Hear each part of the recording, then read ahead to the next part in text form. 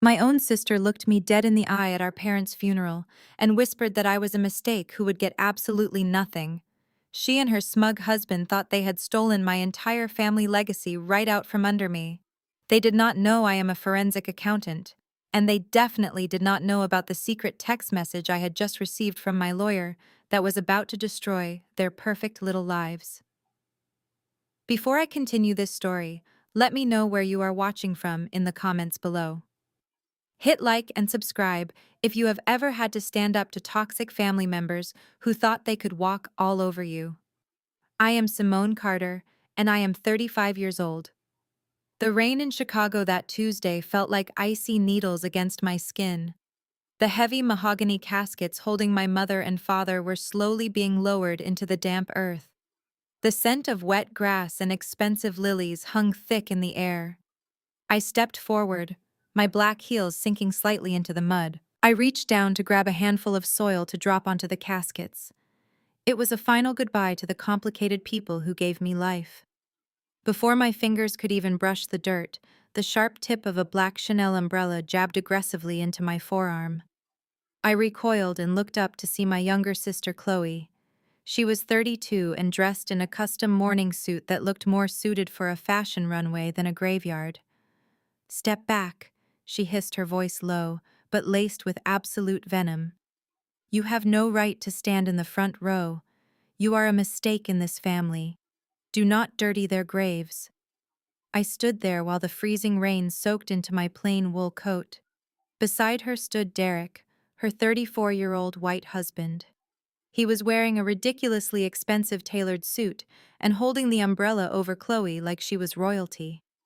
Derek did not say a single word. He just looked at me and let out a slow and arrogant smirk. It was the kind of smile that said he had already won.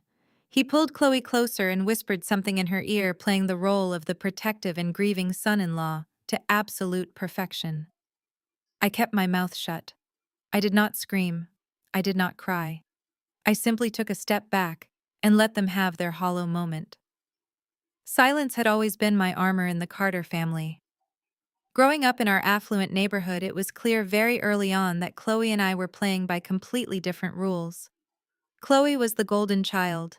She inherited my mother's lighter complexion and loose curls, while I took after my father's darker and richer skin tone. In our community, and especially inside the walls of our large home, that unspoken difference shaped absolutely everything. Chloe was paraded around, pampered and praised for simply breathing. She was handed the keys to the family legacy, our highly successful chain of beauty salons called Carter Beauty Empire. I was the rebellious and too independent daughter who asked too many questions and refused to play their superficial games. While Chloe spent her teenage years maxing out our parents' credit cards on designer bags and European vacations, I was burying myself in numbers and textbooks. I realized early on that financial independence was my only real ticket out of their toxic grip. I worked my way through college, completely ignoring my mother's constant remarks about how my accounting degree would not help me find a wealthy husband. I became a forensic accountant. My daily life in Chicago consisted of tearing apart fraudulent financial records, tracking hidden assets, and exposing corporate liars for a living. I literally hunted financial predators. Yet my own family treated me like a glorified bookkeeper who barely made minimum wage.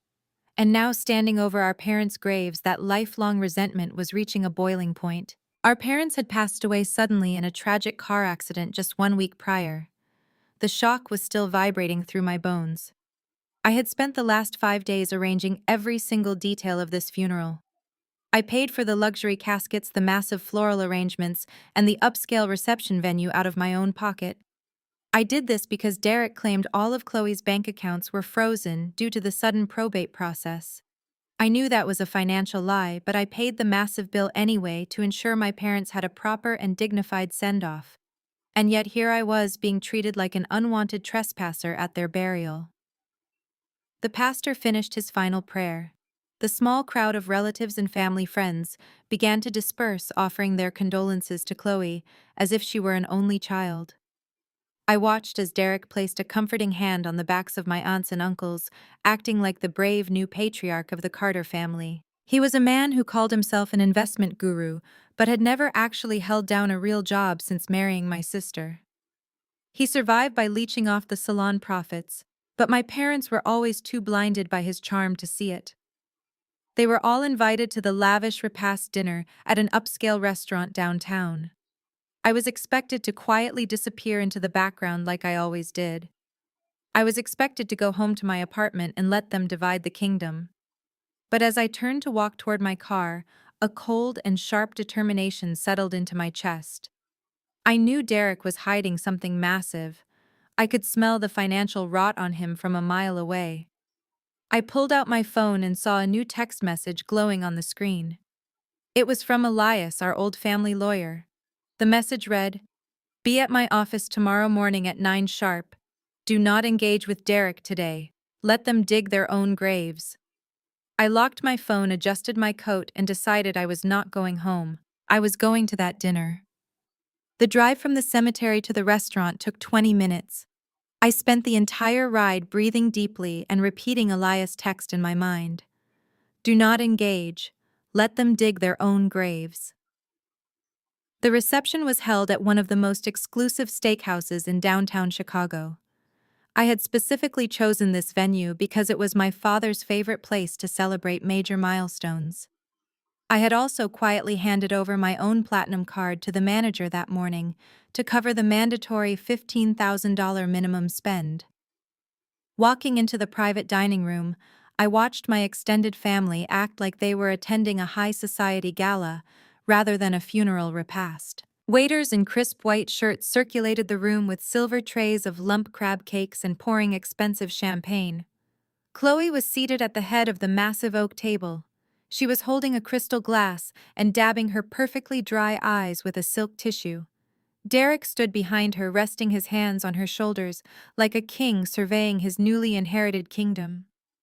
I quietly took a seat at the far end of the table next to my older cousins, who barely offered me a passing nod. The air was thick with the scent of roasted meat and the suffocating pressure of keeping up family appearances. Halfway through the main course, Derek picked up his heavy silver butter knife and tapped it sharply against his champagne flute. The sharp ringing noise cut through the low chatter. The room instantly fell silent. Every eye turned toward the golden couple. Derek cleared his throat and put on his absolute best somber expression. Family and friends. He began, his voice projecting across the large room. Today is a dark and heavy day for the Carter family. We laid to rest two absolute titans. My parents-in-law built an incredible legacy from the ground up. They worked tirelessly to establish the Carter beauty empire and provide a beautiful life for all of us. But as we mourn, we must also look forward. Chloe and I want to assure everyone here that the sacrifices they made will absolutely not be in vain. He paused for dramatic effect, giving Chloe's shoulders a reassuring squeeze. She reached up and gently patted his hand, playing the role of the fragile, grieving daughter. It is a massive burden. Derek continued, his tone dripping with fake humility. Stepping into their shoes to manage the daily operations of the 5 salons and taking over the upkeep of the family estate in the suburbs is an incredible responsibility. But Chloe and I are ready to shoulder that weight. We will carry the Carter name forward. We are committed to protecting and growing this generational wealth. A murmur of approval rippled through the dining room. Several aunts and uncles nodded solemnly, raising their glasses in silent agreement. I sat perfectly still, slowly cutting my steak. They were already claiming the kingdom before the wills were even read. Generational wealth was a buzzword Derek loved to throw around, despite never having contributed a single dollar to it. Then Derek's eyes locked onto mine from all the way across the room. A nasty and arrogant glint flashed in his pale eyes. He raised his glass slightly in my direction. "And of course we cannot forget Simone," he said, a patronizing and slick smile spreading across his face. "We know you have your own little life in the city. You have always been so independent, living in your apartment and working your desk job. Not everyone is cut out for the intense pressures of running a multi-million-dollar enterprise. But do not worry, Simone. Chloe and I will make sure the family legacy stays completely intact while you keep busy counting other people's pennies on Wall Street." A few stifled chuckles erupted from my younger cousins. Chloe smirked, staring down at her plate to hide her amusement. He had just publicly reduced my career as a senior forensic accountant, hunting white-collar criminals to pushing pencils for spare change. He was deliberately framing me as the insignificant outcast who contributed absolutely nothing to the family. My grip tightened around my steak knife. I wanted to stand up.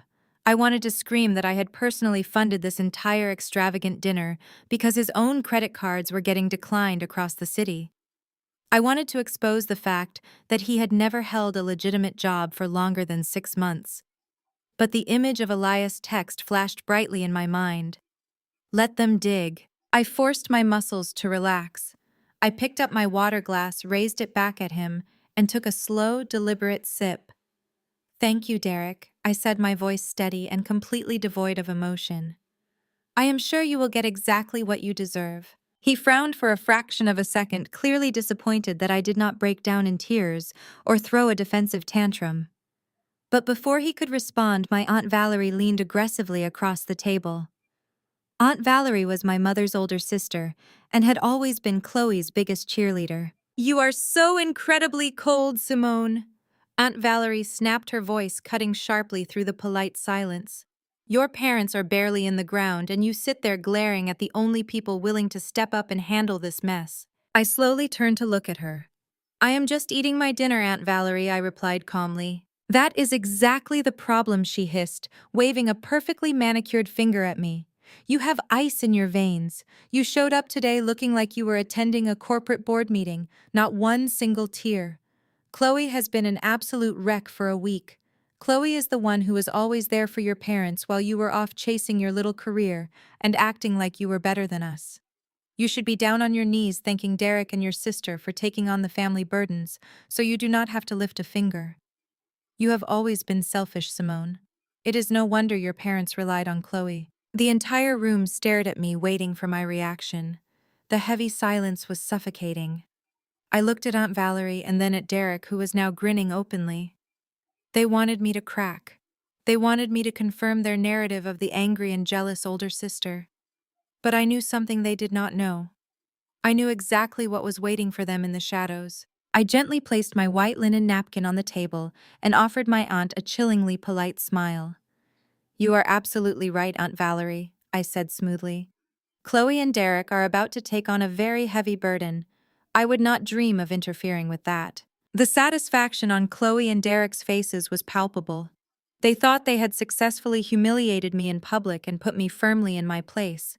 They truly believed the empire was theirs. But the dinner was not over yet, and the final bill was about to arrive. As the waiters cleared the dessert plates and began pouring the final rounds of black coffee, the heavy mahogany door of our private dining room opened. The general manager of the steakhouse walked in, carrying a thick black leather folder. He bypassed the regular waitstaff entirely, his polished shoes silent on the thick carpet. He headed straight for the head of the table, where Derek was busy telling my Uncle Marcus about his latest supposed real estate venture. Derek saw the manager approaching and puffed out his chest. He reached out and took the leather folder with an arrogant flick of his wrist. He opened it and his eyes scanned the final total. $15,000. I knew the exact amount because I had arranged the menu myself. Derek looked up from the bill, and his pale eyes locked onto mine. That familiar nasty smirk crept back onto his face. He closed the folder and slid it firmly down the center of the long oak table until it stopped right in front of my coffee cup. Well, Simone, Derek said loudly, making sure every single person in the room was listening. Since you have been so tragically absent during your parents' final years, and since you love to brag about your big city corporate job, Chloe and I think it is only fair that you pick up the tab tonight. Consider it your small contribution to the family. Aunt Valerie nodded eagerly in agreement. A few of my younger cousins leaned forward in their seats, waiting to see me squirm. Derek was banking on the fact that a $15,000 dinner bill would terrify me. He wanted me to open that folder, look at the number, and completely panic. He wanted me to swallow my pride and admit in front of the entire Carter family that I could not afford it. He wanted to cement his position as the wealthy patriarch while reducing me to the struggling outcast. I did not break eye contact with him. I did not even bother opening the leather folder to check the total. I simply reached into my structured leather tote bag and pulled out my wallet. I slid a heavy solid metal black card out from the slot and placed it cleanly on top of the bill. It made a sharp clinking sound against the polished wood. The general manager stepped forward immediately. He completely ignored Derek and looked directly at me with a polite bow. "Thank you, Miss Carter," he said, his voice carrying clearly across the quiet room. "I already have this exact card on file from when you pre-authorized the event this morning. I will just go ahead and process the final gratuity for the staff. Thank you for your incredible generosity during this difficult time." The silence that fell over the room this time was absolute. You could have heard a pin drop. Aunt Valerie froze with her coffee cup halfway to her mouth. My cousins stared wide-eyed at the sleek black card sitting on the table. In our community, flashiness was often mistaken for actual wealth. Chloe and Derek drove leased luxury cars and wore clothes covered in designer logos to project an image of success. But a solid metal black card was not something you could lease. It required a level of liquid capital and pristine credit that Derek could only dream of. Derek's blotchy face turned a deep shade of crimson. His jaw tightened so hard I thought his teeth might crack. He had tried to publicly humiliate me and expose me as a fraud. Instead, the restaurant manager had just publicly confirmed that I was the one secretly funding this lavish lifestyle while Derek was playing pretend with my parents' money. Chloe could not handle the shift in power. Her entire identity revolved around being the superior golden child. Seeing the family look at me with sudden shock and newfound respect made her physically sick. She slammed her crystal water glass down onto the table, causing the ice to spill over the rim. The fragile grieving daughter act vanished in a split second. She leaned aggressively across the table, her perfectly styled curls shaking. "You think you are so smart, Simone?" she hissed, her voice vibrating with pure spite. "You think throwing around a few $1,000s from your boring little desk job makes you special? You think this proves something to these people?" I picked up my coffee and took a slow sip. "It proves that I can pay for my own dinner, Chloe," I replied calmly. "Can you say the same?" Her eyes flared with absolute hatred. She pointed a manicured finger directly at my face. "Enjoy your little moment of showing off tonight, Simone, because tomorrow morning we are reading the will at the lawyer's office. And tomorrow I am going to make sure you are left with absolutely nothing. You will be walking out of that office as empty-handed as you came into this world." I smiled softly, placing my cup back onto the saucer. "I will see you at 9, Chloe. I cannot wait." The valet brought my car around to the front of the restaurant. I tipped him quietly and slid into the driver's seat of my Lexus. The moment the heavy door clicked shut, the oppressive noise of the Carter family was finally blocked out. I sat in the parking lot with the engine running, gripping the leather steering wheel until my knuckles turned ash gray. The adrenaline that had kept my posture perfectly straight and my voice completely steady inside the steakhouse was beginning to fade. In its place came a crushing wave of exhaustion. The rain had picked up again, drumming a steady and isolating rhythm against the windshield. I watched the blurry neon lights of downtown Chicago reflect in the puddles on the asphalt. For the first time since I got the phone call about my parents' fatal car crash, I let my guard down. I leaned my head back against the headrest and closed my eyes. A single tear escaped and hot trailed down my cheek. I was not the cold and heartless machine Aunt Valerie accused me of being. I was a daughter who had just buried her parents. But I learned a long time ago that crying in front of the Carter family was like bleeding in a pool full of sharks. They did not offer comfort. They only looked for weaknesses to exploit. Sitting there in the quiet darkness, the memories I usually kept locked away began to surface. It is a very specific type of pain to grow up as the darker-skinned daughter in a family that quietly worships proximity to whiteness. My mother never said it out loud, but her preferences were woven into the fabric of our everyday lives. Chloe was the beautiful one. Chloe had the good hair. Chloe needed to be protected. Whenever we went to family gatherings, my mother would spend hours perfecting Chloe's loose ringlets while quickly braiding my hair just to get it out of the way. I was constantly told to stay out of the summer sun so I would not get too dark, while Chloe was encouraged to play outside. Those microaggressions built the foundation of our entire sibling dynamic. My mother handed Chloe a crown made of superficial superiority, and Chloe wore it proudly. My father, a man who built a business empire from nothing, was too tired or too cowardly to correct his wife's toxic behavior. He just went along with it, pouring money into Chloe's endless demands to keep the peace in the house. Because I did not fit their mold of the delicate golden child, I was labeled the difficult one. When I decided to study finance instead of going to cosmetology school to work at the salons, I was called rebellious. When I moved into the city to build my own career instead of staying in the suburbs to serve the family business, I was called selfish. They pushed me away, and then they had the absolute nerve to punish me for not being close. And then came Derek.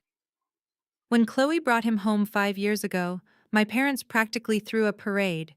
He was white, he wore tailored suits, and he spoke with the unearned confidence of a man who had never been told no in his entire life. He realized within 5 minutes of meeting us exactly how the family dynamic worked. He saw that Chloe was the favorite and that I was the scapegoat. Derek immediately weaponized that knowledge. He isolated my parents, fed their egos, and slowly began sinking his greedy claws into the Carter beauty empire. I opened my eyes and wiped the tear from my face. I was done crying over a family that had spent 35 years making me feel like an unwanted guest in my own home. My parents were gone.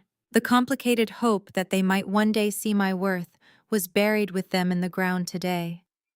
All that was left now was the harsh reality of their legacy and the vultures circling their estate. I put the car in drive and pulled out onto the wet city streets. The drive back to my apartment was a blur of flashing traffic lights and the rhythmic sweeping of my windshield wipers. I needed to get home. I needed to open my laptop and start pulling the preliminary financial disclosures for the estate.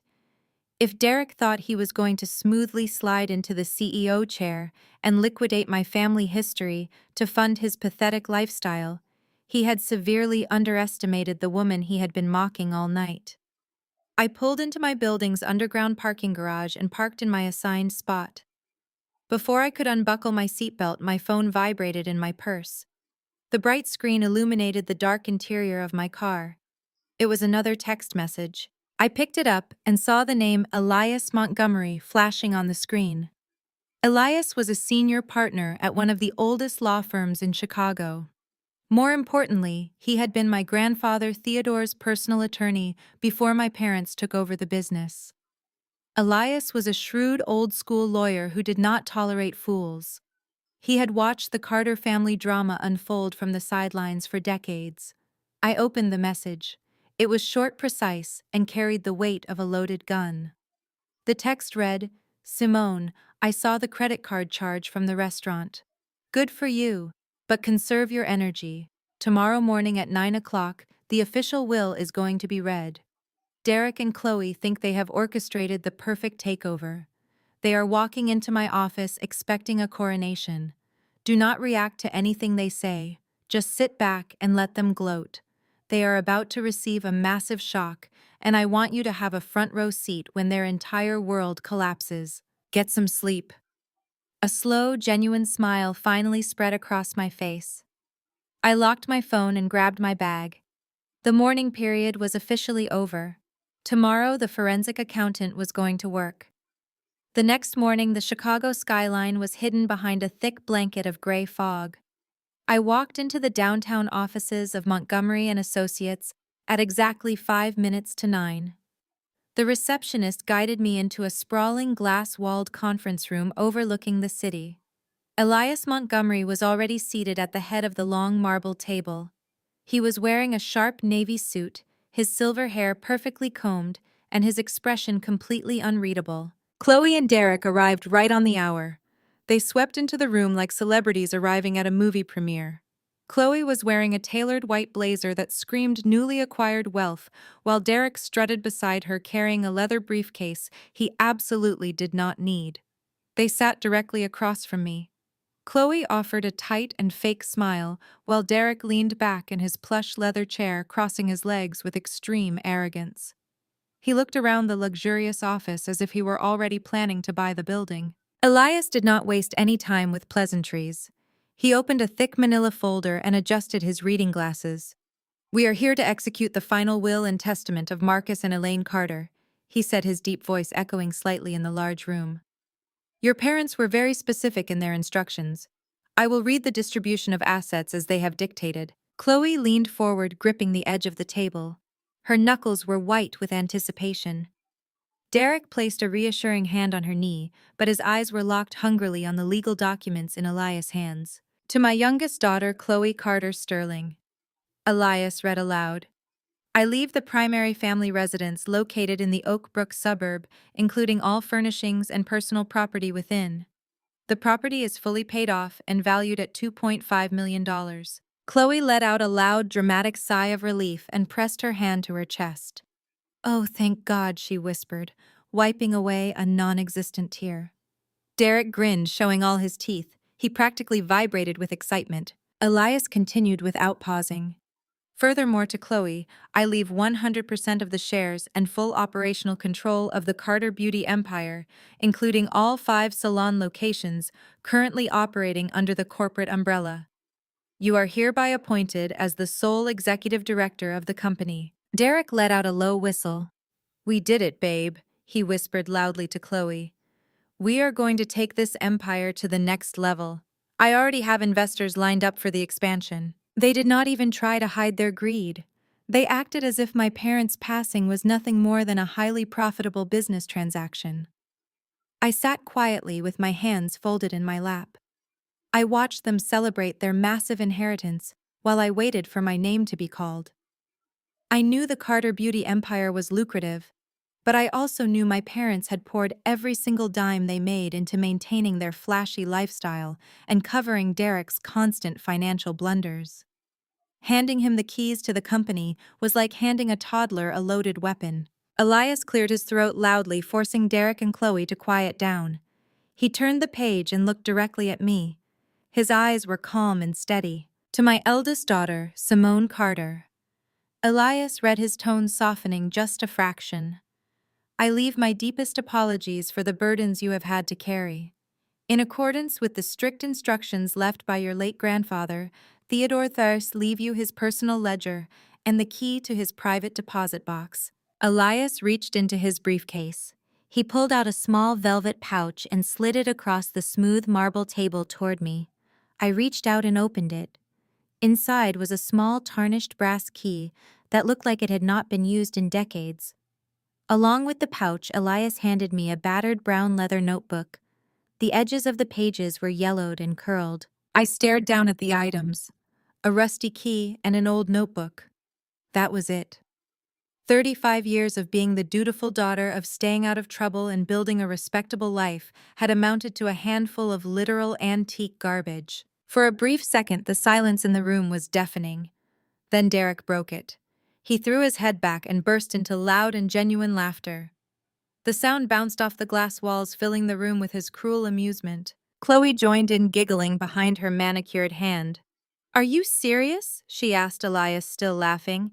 "That is all she gets. A piece of junk metal and a diary. That is the entirety of the inheritance allocated to Simone." Elias confirmed, his voice completely flat. Derek slammed his hand on the table, wiping a tear of laughter from his eye. "Oh man, Simone, this is just too perfect," he mocked, shaking his head. "You sat there at dinner last night acting so high and mighty with your little black credit card. You really thought you were going to walk in here and take half of our company, did you not? You thought you were entitled to a piece of the pie." I looked up from the notebook and met his gaze. I did not say a word. Derek leaned across the table, his face twisting into a nasty sneer. "Look at the bright side, Simone. At least you have a nice little souvenir. You can pack up your little rusty key and your trash book and take them right back to your dirty rented apartment in the city. Leave the real business to the adults. We have a multi-million-dollar empire to run." Chloe smiled triumphantly. She looked at me with a mixture of pity and absolute disgust. I told you that you were a mistake, Simone. Now you finally have the legal paperwork to prove it. My chest tightened. The urge to reach across the table and wipe those smug smiles off their faces was almost overwhelming. But I felt the rough leather of my grandfather's notebook under my fingertips. I remembered Elias' text from the night before.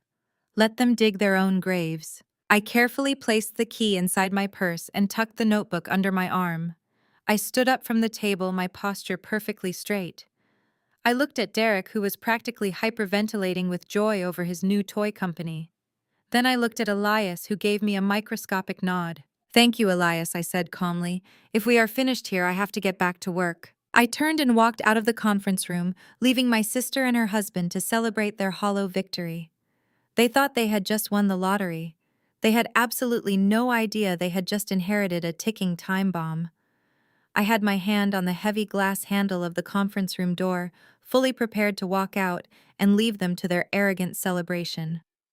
But my training as a forensic accountant kicked in. My brain processes words differently than most people. I do not just hear what is being said, I aggressively listen for what is being intentionally left out. I stopped in my tracks. I turned slowly back around to face the long marble table. Derek was still high-fiving Chloe, acting as if they had just won the Super Bowl. I looked directly past them and locked eyes with Elias. Wait a minute, Elias, I said, my voice cutting sharply through the room and silencing Derek's obnoxious laughter. Read that specific clause again. You said Chloe inherits 100% of the shares, the corporate umbrella, and the operational control of the Carter beauty empire. But you did not mention the commercial real estate deeds. Grandpa Theodore originally placed the physical land for all 5 salon locations into a completely separate trust. Where is the addendum dissolving that land trust?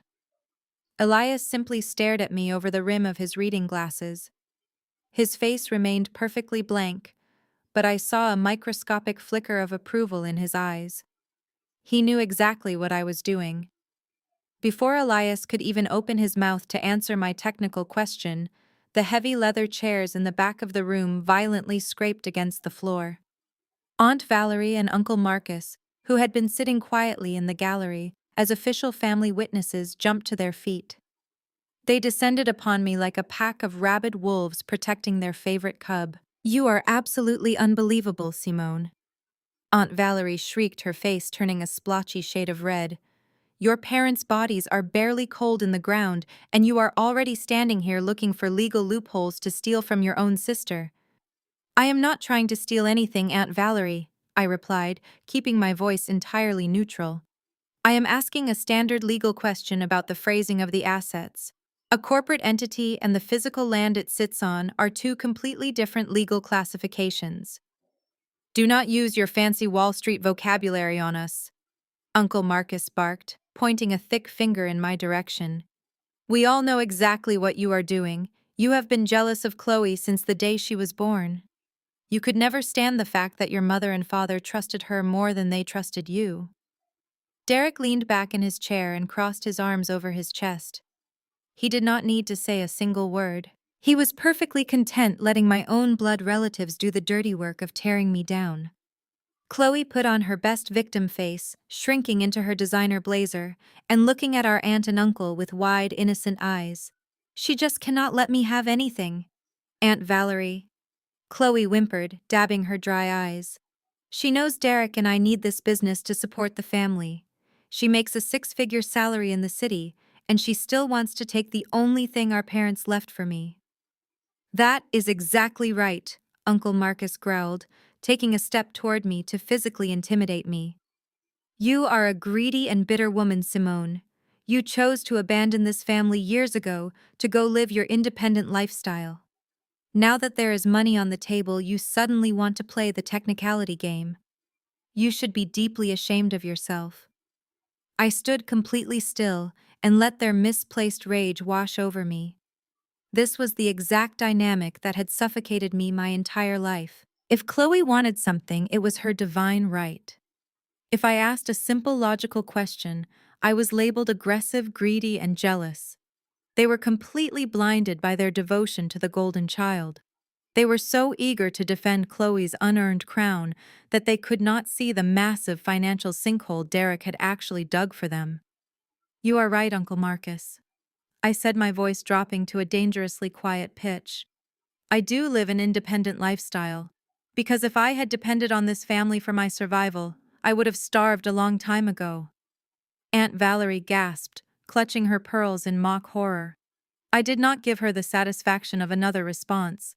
I looked at Derek, who was currently smirking like a lottery winner, and then I looked back at Elias. "Thank you for your time, Elias," I said politely. "I will be in touch."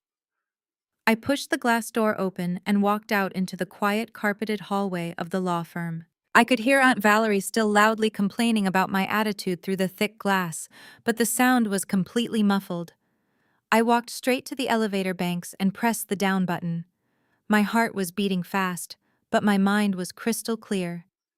As I waited for the elevator, I reached into my purse and pulled out the small velvet pouch Elias had given me. I dumped the heavy tarnished brass key into the palm of my hand. Derek had called it a piece of junk metal. Chloe had called it proof that I was a mistake. But standing there in the bright fluorescent light of the hallway, I noticed something I had missed inside the dimly lit conference room. Tied tightly to the base of the key was a tiny frayed piece of dark green ribbon. My breath hitched in my throat. I recognized that color immediately. I used my fingernail to gently scrape away years of accumulated dust and grime on the flat head of the brass key. Hidden underneath the tarnish was a microscopic engraving. It was a custom emblem in interlocking T and C, Theodore Carter. It was the exact same insignia my grandfather used to stamp on his most confidential financial documents. More importantly, I knew exactly what that green ribbon meant.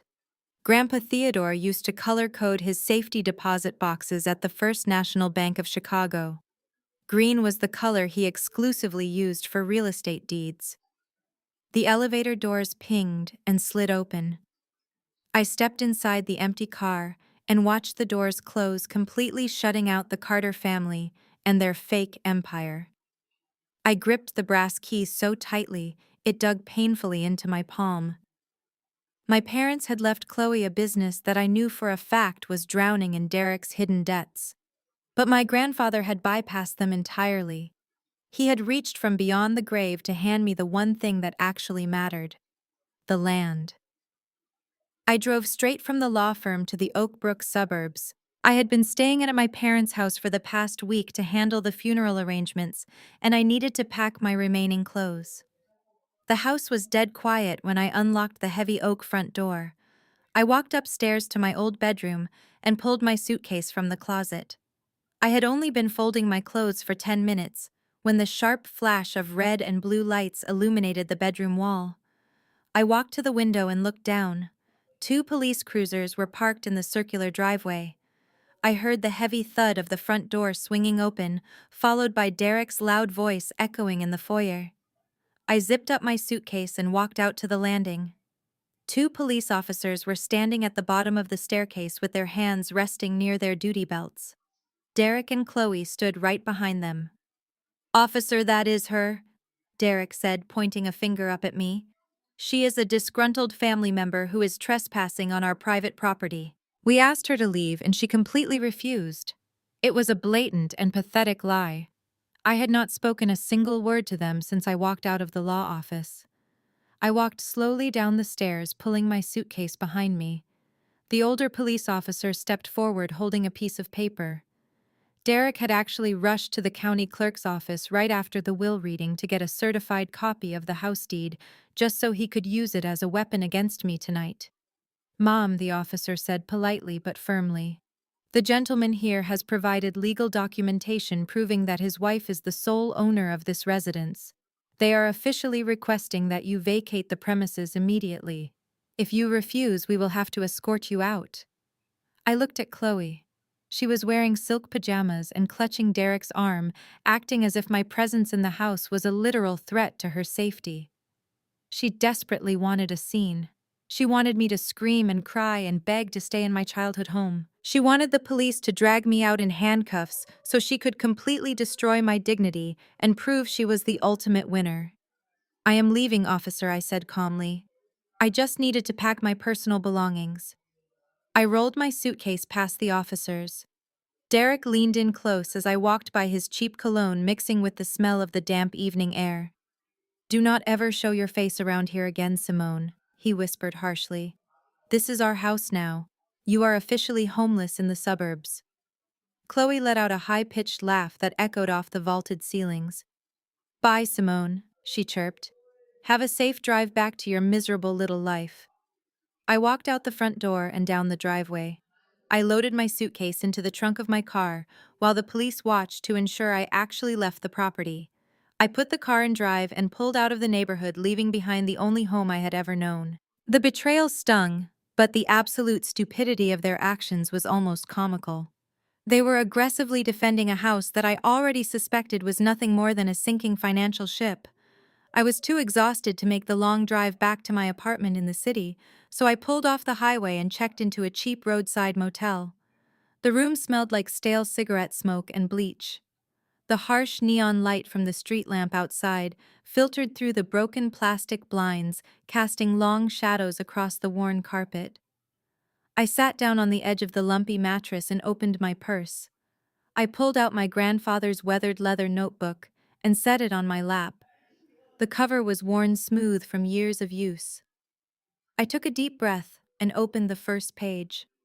I expected to find old journal entries or rambling thoughts from a man who had passed away 15 years ago. Instead, my eyes locked onto rows of meticulously handwritten accounting grids. It was a shadow ledger. Grandpa Theodore had not left me a diary. He had left me a forensic financial map.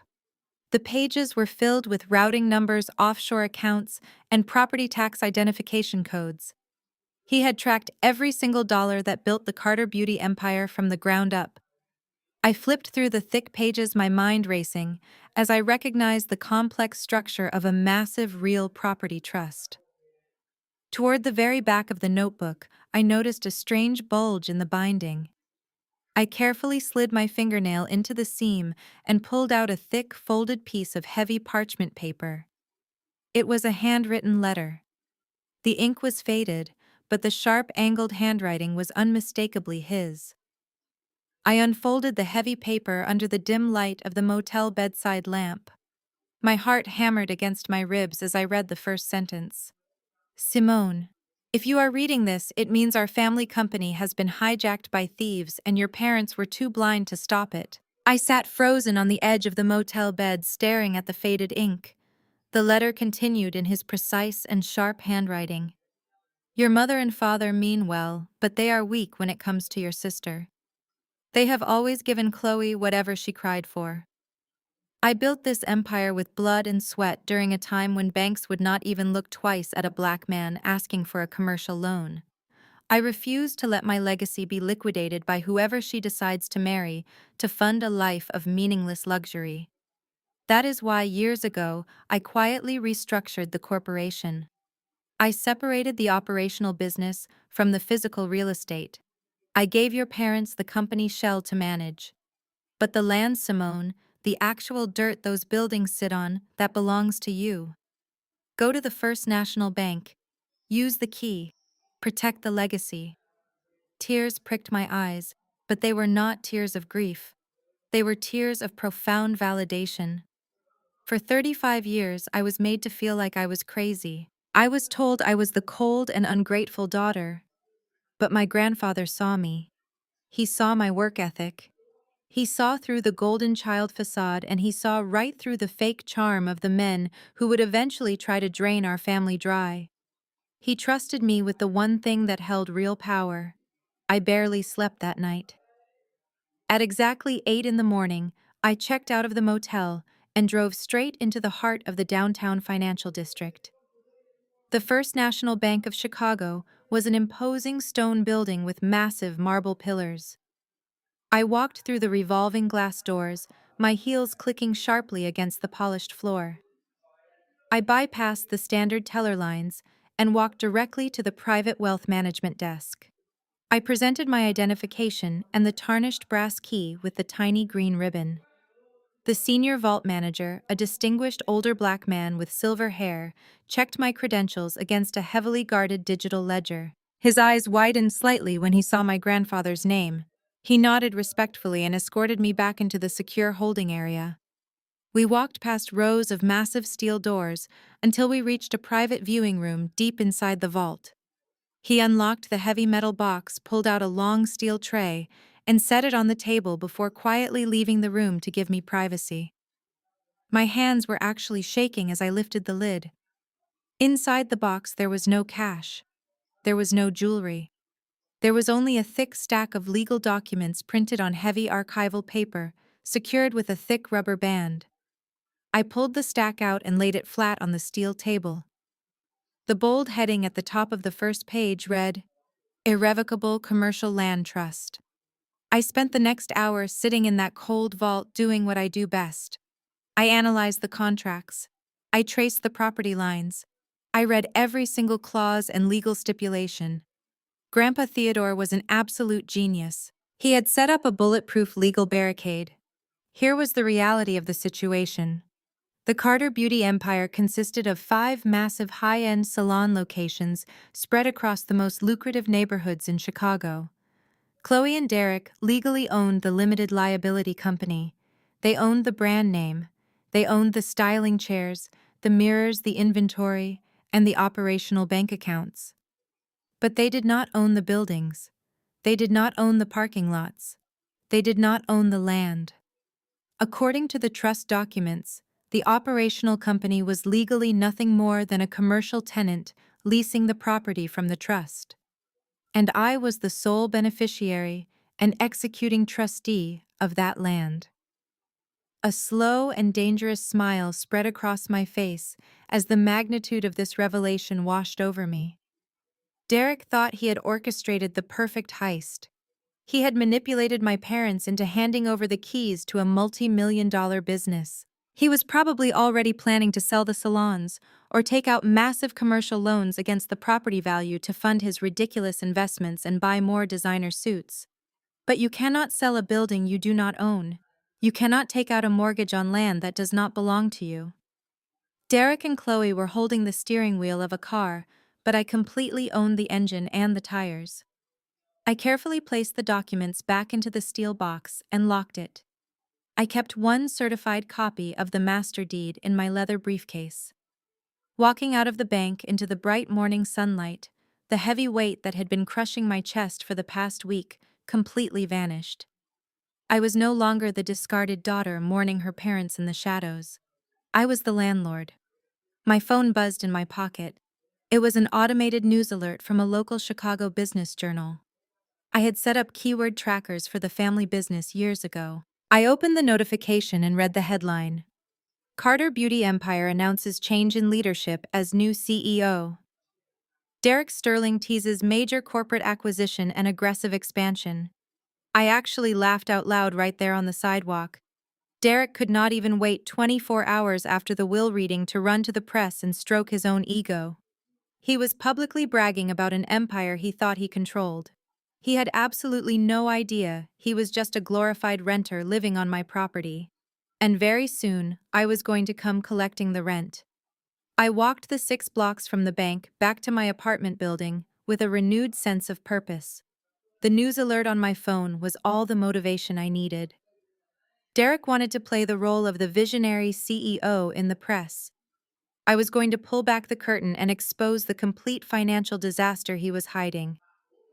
I stepped into my apartment, locked the deadbolt, and headed straight for my home office. I tied my hair back into a tight bun, brewed a dangerously strong pot of black coffee, and woke up my triple-monitor workstation. Being a forensic accountant is not like being a regular bookkeeper. We do not just balance budgets. We hunt anomalies. We look for the ghosts in the machine. And Derek Sterling was a man who left a very sloppy digital footprint. Since Chloe and Derek had officially locked me out of the family business's internal servers, I could not just pull up their accounting software. But I did not need their internal passwords. In the corporate world, Every lie eventually has to interface with the public record. I started by pulling the commercial filings for Carter Beauty Empire from the Illinois Secretary of State database. I cross-referenced those documents with county tax assessor portals, public lien registries, and state labor department filings. It took me less than 2 hours to start finding the massive gaping holes in the hull of my parents' company. Carter Beauty Empire was generating nearly $300,000 in gross revenue across its 5 locations every single month. The salons were packed, the stylists were booked solid, the money was absolutely pouring in. Yet according to the state tax filings, the corporate shell had reported zero net profit for the last 4 consecutive quarters. Even worse, I found 3 separate uniform commercial code liens filed against the business by major beauty supply vendors. Derek was not paying the suppliers. He was not paying the state franchise taxes. He had completely maxed out the company business line of credit. The business was bleeding cash at an alarming rate. But money does not just evaporate, it moves. I leaned closer to my screens, my eyes scanning the endless rows of digitized public records. If the salons were making money but the bills were not being paid, someone was siphoning the cash flow directly out of the primary operating accounts. I needed to find the leak. I started looking for recurring third-party expenditures. Forensic accounting requires immense patience, but arrogant thieves always use the same lazy tactics. There it was. Buried under a mountain of inflated operational expenses, I spotted a repeating pattern. Every single month, on the exact same day, a massive wire transfer was being sent from the Carter Beauty Empire main account to a third-party vendor listed simply as Apex Strategic Solutions. The transfers were labeled as logistics and management consulting fees. They started small 2 years ago, right around the time my parents gave Derek an official title at the company, but they had ballooned to $40,000 a month over the last year. My parents had likely seen those line items and assumed Derek was paying legitimate corporate consultants to help grow the brand. They trusted him blindly because he wore a suit and spoke with unearned confidence. But I do not trust anyone. I trust the receipts. I opened a new search window and ran a deep background check on Apex Strategic Solutions. Most corporate thieves use registered agent services to hide the true identity of their shell companies. They set up postal boxes in Delaware or Wyoming to create a wall of anonymity. But Derek was far too arrogant and far too cheap to hire a proper corporate fixer. He thought he was the smartest guy in the room and assumed nobody in my family would ever dare to check his work. The search results populated on my center monitor. The shell company was registered right here in Illinois. I clicked on the articles of incorporation and scrolled down to the signature line. I let out a sharp, humorless laugh. The registered owner and sole managing member of the shadow company was Derek Sterling. He was writing fake invoices for consulting work that never existed, approving the payments himself as the salon director, and wiring my family's hard-earned money directly into his own pocket. It was textbook corporate embezzlement. But I needed to know exactly what he was doing with all that stolen cash. A man like Derek did not just sit on a pile of money in a traditional savings account. He had a massive ego to feed. I ran a secondary trace on the financial footprint of his shell company. I cross-referenced the business entity with federal public investment disclosures. The final puzzle piece snapped perfectly into place. Apex Strategic Solutions was not a consulting firm. It was a holding account for a highly aggressive and incredibly high-risk cryptocurrency investment fund. Derek had not just stolen from my parents. He had taken their entire legacy, drained the operational cash flow, and gambled millions of dollars on unregulated digital coins in a desperate attempt to become a tech billionaire overnight. And based on the massive $4 million debt hole I had just uncovered on the salon balance sheets, his gamble had completely failed. I leaned back in my chair and took a long sip of my coffee. Chloe and Derek had mocked me for being a mistake. They had kicked me out of my childhood home. They thought they had secured a multi-million-dollar future. But the reality was, they were sitting on top of a ticking financial bomb, and I was the only person in the city of Chicago who held the detonator. I kept my eyes glued to the monitors as I began calculating the total damage. In forensic accounting, you do not just look at the money that is gone, you look at the leverage that was used to steal it. Derek had not simply emptied the bank accounts. He had actively borrowed against the company name to feed his cryptocurrency obsession. I pulled the master credit reports for the Carter Beauty Empire corporate entity and started tallying the outstanding balances. There was a $1.2 million commercial loan from a secondary lender taken out just 8 months ago. There were the vendor liens I had already found totaling nearly $500,000. Then came the maxed out business credit cards, the unpaid payroll taxes, and the defaulted equipment leases for the high-end salon chairs and laser machines. I hit the sum button on my spreadsheet. The final number flashed on the screen in bright red. $4 million. Derek Sterling had single-handedly dragged a thriving multi-million-dollar family business into a $4 million debt crater. The operational shell of the Carter Beauty empire was completely insolvent. It was a walking corpse of a company propped up entirely by Derek shuffling credit cards and lying to suppliers. And now, thanks to the will, read by Elias Montgomery. Just yesterday, my sister Chloe was the sole legal owner and executive director of that massive rotting liability. I picked up my phone from the desk and opened Instagram. I did not even have to search for her profile. Chloe's face was right at the top of my feed, glowing inside a freshly posted story. The video showed her sitting in the VIP section of a luxury boutique on the Magnificent Mile. She was sipping sparkling water while a sales associate handed her a bright orange Hermes shopping bag. The caption across the video read, "CEO, life treating myself after a heavy week, generational wealth moves." I stared at the screen, a mix of disgust and dark amusement washing over me. Chloe was completely oblivious. She had absolutely no idea that she was not a millionaire. She did not know that her husband had gambled away the entire cash flow of the business on digital coins that had crashed months ago. Derek had kept her entirely in the dark, feeding her ego and buying her designer bags to distract her from the fact that he was driving them straight off a financial cliff. Chloe thought she had just inherited a crown, but Derek had actually handed her a guillotine. I tossed my phone back onto the desk and leaned back in my chair, staring up at the ceiling.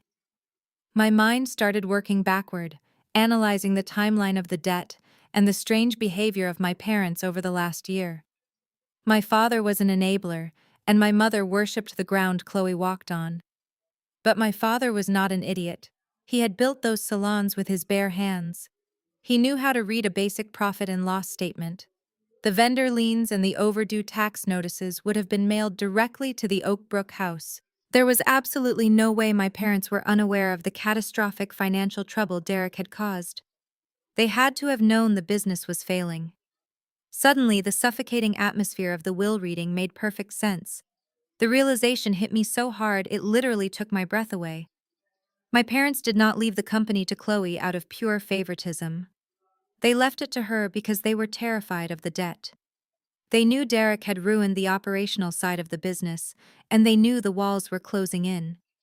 If they had split the company evenly between Chloe and me, I would have immediately audited the books, exposed Derek's fraud, and likely sent their precious son-in-law to federal prison while they were still alive. They could not handle the scandal. They could not bear to see their golden child's perfect life shattered in public.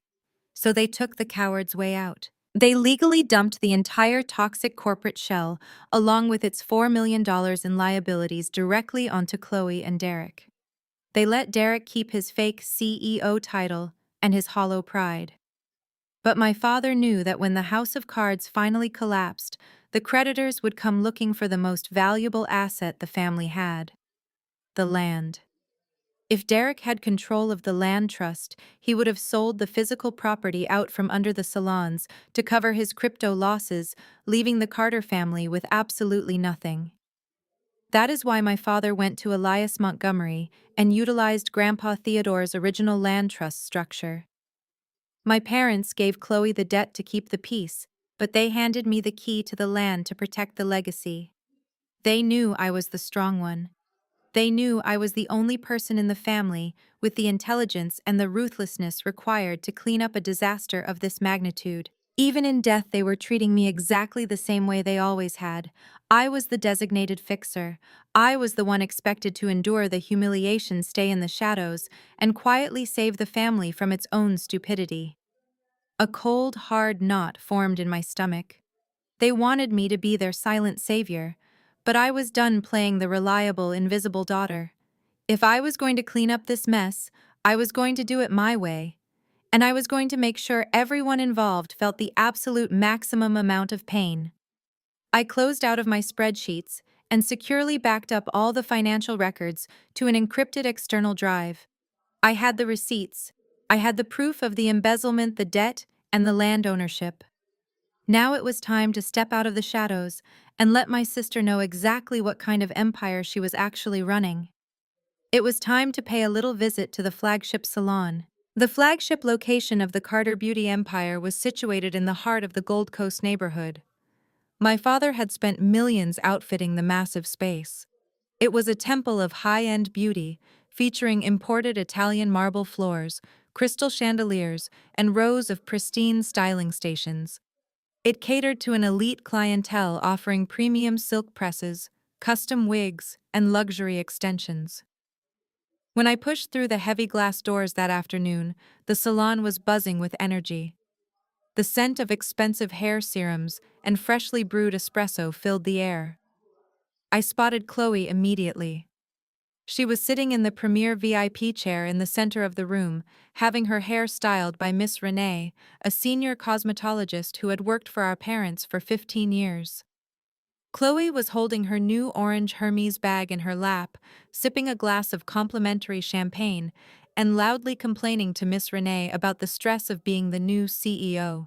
When Chloe saw my reflection in the massive mirror, her fake smile instantly vanished. She held up a hand signaling Miss Renee to turn off the blow-dryer. The sudden lack of noise drew the attention of the other stylists and clients in the immediate vicinity. "What are you doing here, Simone?" Chloe demanded, her voice carrying across the polished floor. "I thought Derek made it perfectly clear last night that you are no longer welcome on Carter property." I walked calmly toward her chair, keeping my posture completely relaxed. "I am not here to cause a scene, Chloe," I said, keeping my voice low so only she and Miss Renee could hear. "I am here because despite everything you have said to me, I am still your sister. You need to look at the financial books. Not the spreadsheets Derek prints out for you, but the actual raw data from the operating accounts." Chloe let out a sharp and condescending laugh.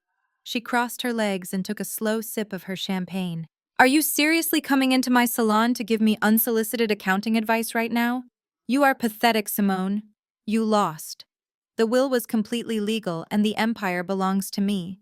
You cannot handle the fact that Mom and Dad trusted me to carry on the family legacy while they left you a piece of actual garbage."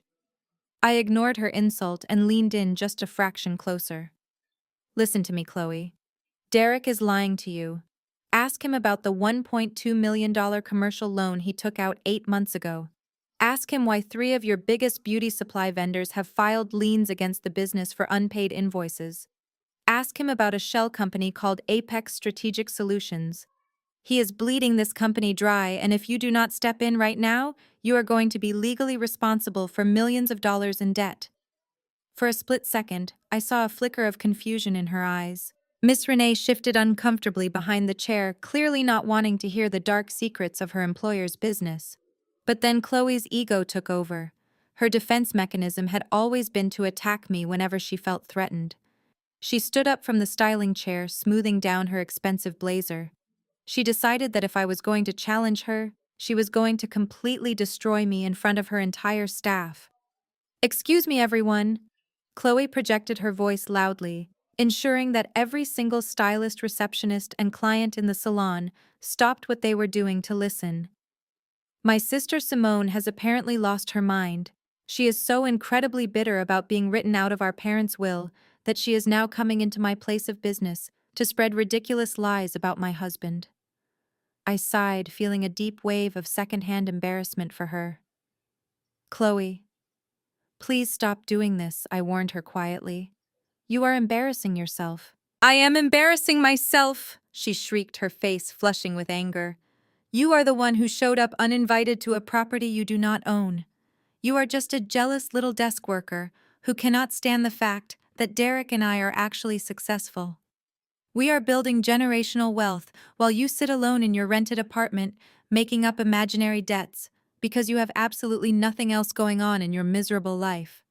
She turned to the front desk where the security guard was standing awkwardly. Marcus, please escort my sister out of the building, she ordered, waving her hand dismissively in my direction. If she tries to come back inside, I want you to call the police and have her arrested for trespassing. I looked at Miss Renee, who offered me a silent and sympathetic glance. I shook my head and took a step back. I had tried to throw her a life preserver, but she had proudly chosen to drown. I was done trying to save the golden child. I will see myself out, I said, my voice deadpan and cold. Good luck with the business, Chloe. You are going to need it. I turned on my heel and began walking toward the front doors. But Chloe could never just let me have the last word. She needed to deliver one final crushing blow to prove her absolute superiority. You do not know anything about business, Simone, she called out after me, her voice dripping with triumphant arrogance. You think you are so smart with your little numbers, but Derek and I are playing in a league you could never even comprehend. You think we are worried about some imaginary vendor bills. Next month, we will not even have to think about money ever again. I stopped halfway to the door. I did not turn around, but I tilted my head slightly to ensure I heard every single word she was about to say. We are selling the Carter Beauty brand, Chloe announced proudly to the entire room. We have already signed a letter of intent with White Oak Holdings. They are a massive international real estate and beauty conglomerate. Next month, we are finalizing an 8-figure corporate acquisition. Derek brokered the entire deal himself. So keep your pathetic accounting warnings to yourself, Simone. I am about to be a multimillionaire, and you are still going to be absolutely nobody. A collective gasp echoed through the salon from the staff who had just learned their workplace was being sold to a faceless corporation. But I did not gasp. A cold and razor-sharp smile spread across my face. White Oak Holdings. I knew exactly who they were. They were notorious corporate raiders. They bought up independent urban beauty brands, stripped them of their assets, and liquidated their physical locations to build luxury condominiums. Derek had not brokered a genius business deal. He had panicked. The $4 million debt was catching up to him, and he was desperately trying to sell the company shell to a massive corporation to cover his tracks before the entire house of cards collapsed. But there was one massive fatal flaw in Derek's brilliant escape plan. White Oak Holdings was a real estate conglomerate. They did not care about the salon chairs or the brand name. They were paying 8 figures for the prime commercial real estate the salons were built on. And they were about to sign a multi-million-dollar purchase agreement with a man who did not own a single square inch of the dirt under his feet. I pushed open the heavy glass doors and stepped out into the crisp Chicago air. The pieces of the puzzle were no longer just falling into place. They had formed a perfect trap. I pulled out my phone and scrolled through my contacts until I found the name I was looking for. I did not need to warn Chloe anymore. I needed to introduce myself to White Oak Holdings. The train ride back to my apartment gave me plenty of time to formulate the exact sequence of my next moves. When I walked through my front door, the anger that had been simmering inside me since the funeral had completely crystallized into pure and icy focus. I did not feel hurt anymore. I felt surgical. I went straight to my home office and woke up my workstation. It was time to compile the receipts. I opened a new encrypted file directory and began organizing the mountain of evidence I had extracted from the public domains and cross-referenced with Grandpa Theodore's shadow ledger. I created a master timeline that mapped out the exact financial collapse of the Carter Beauty empire. I documented every single wire transfer Derek had authorized from the salon's main operating accounts to his fake consulting firm. I matched the dates of those transfers to the corresponding dips in the corporate cash flow and the subsequent unpaid vendor invoices. I pulled the commercial loan documents and highlighted his forged revenue projections. I compiled the state tax liens and the defaulted equipment leases. Finally, I added the proof of his massive cryptocurrency losses. I printed every single document on heavy paper and hole punched them into a thick black leather binder. It was a masterpiece of corporate fraud. The binder weighed several pounds and held the power to completely destroy 2 lives. A normal person, or perhaps a more forgiving sister, would have taken this binder, driven straight to the federal building in downtown Chicago, and handed it over to the white-collar crime division of the FBI. Wire fraud, embezzlement, and tax evasion carried heavy federal prison sentences. Derek would be arrested immediately. Chloe would be left crying in her heavily mortgaged suburban mansion, completely disgraced and entirely broke. But as I stared at the black binder sitting on my desk, I realized that simply calling the police was far too easy. It was too clean, and it was entirely too private. Chloe and Derek had humiliated me in public. They had mocked me at our parents' funeral while I was quietly paying the massive bill. They had kicked me out of my childhood home in the middle of the night while the neighbors watched. They had stood in the middle of our family's flagship salon and loudly told their staff and clients that I was a jealous and bitter mistake. Narcissists do not learn their lesson behind closed doors.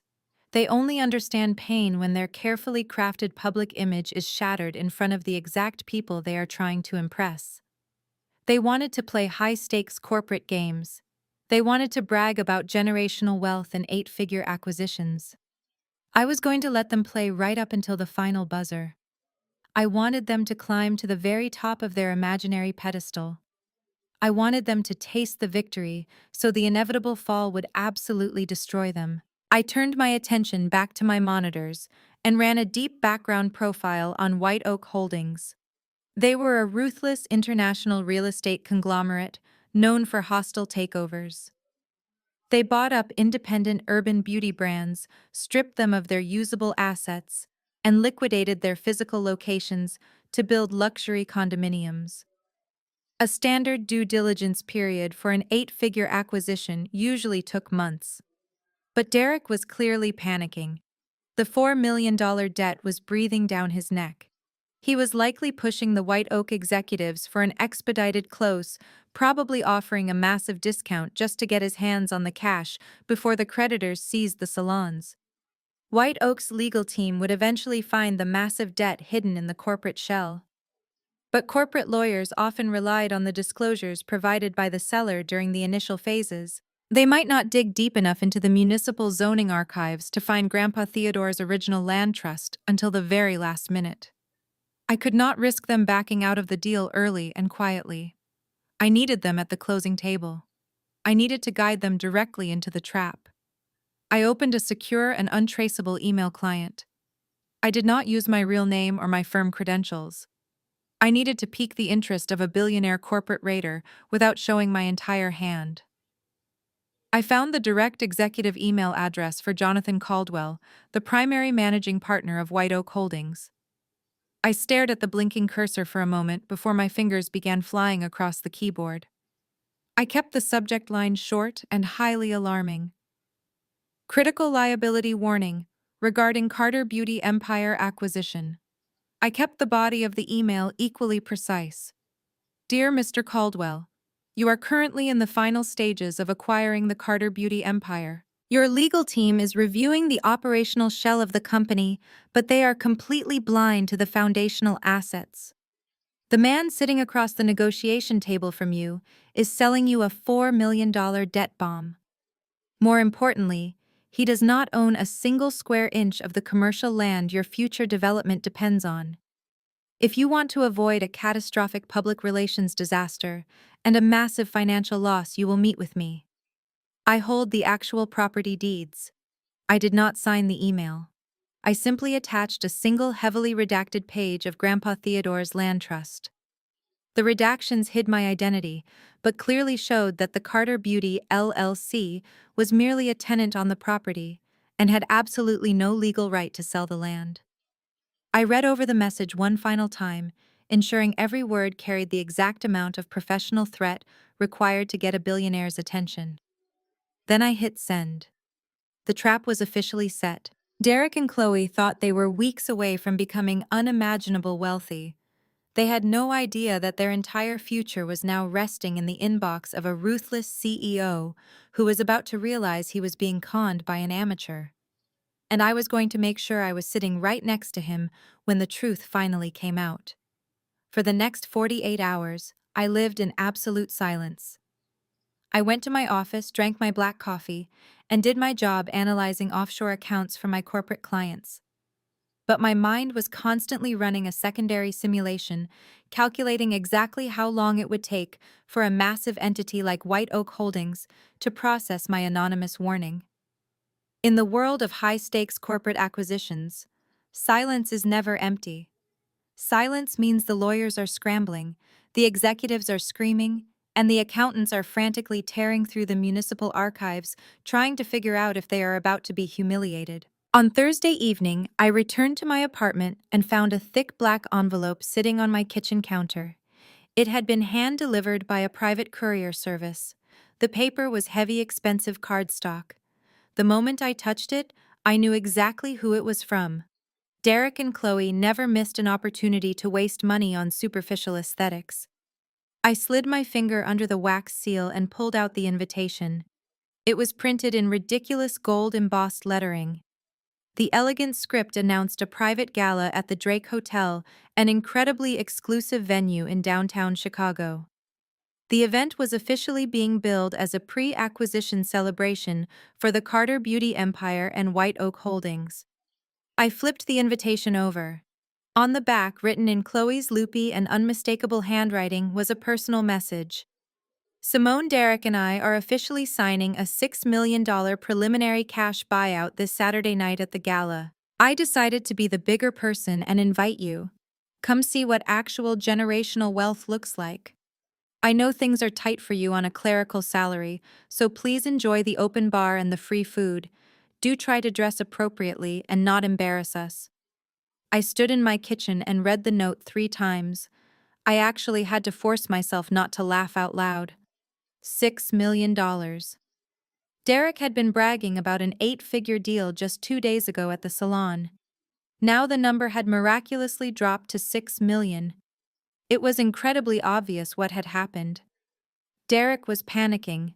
The pressure of the $4 million debt was crushing him, and he was offering White Oak a massive discount in exchange for a fast-tracked upfront cash buyout. He was desperate to get his hands on the money before the creditors officially dragged the company into bankruptcy court. And throwing a lavish, expensive party before the ink was even dry on the legal contracts was the ultimate rookie mistake. Derek was trying to create a false sense of momentum. He was trying to surround the White Oak executives with champagne, loud music, and beautiful people, hoping they would be too distracted by the glamour to look closely at the underlying property deeds. But Chloe's handwritten note was the most fascinating part of the entire delivery. She could have simply ignored me. She had legally won the business, kicked me out of the family home, and publicly humiliated me in front of her staff. A normal person would have taken their millions and walked away. But Chloe was a narcissist, and a narcissist's victory is completely hollow if their chosen victim is not there to witness it. She did not just want to be rich. She desperately needed me to be poor, jealous, and broken. She invited me because she wanted to watch me suffer as she claimed the crown. I walked over to my home office and woke up my laptop. I opened the secure encrypted email client I had used to contact Jonathan Caldwell, the CEO of White Oak Holdings. There was a single unread message waiting in my inbox. It was from Caldwell's senior executive assistant. The message was brief, cold, and dripping with corporate urgency. It read, "We have verified the authenticity of the redacted document you provided. Mr. Caldwell is gravely concerned by your allegations regarding the commercial real estate deeds tied to the Carter Beauty LLC. He demands an immediate in-person meeting tomorrow morning at our corporate headquarters to discuss your terms and review the unredacted trust documents." I sat back in my chair and smiled. The trap had not just snapped shut, it had caught the biggest predator in the room. Jonathan Caldwell was a billionaire who made a living destroying other companies. He was absolutely furious that an amateur like Derek Sterling had almost tricked him into buying a worthless corporate shell. I leaned forward and typed my reply.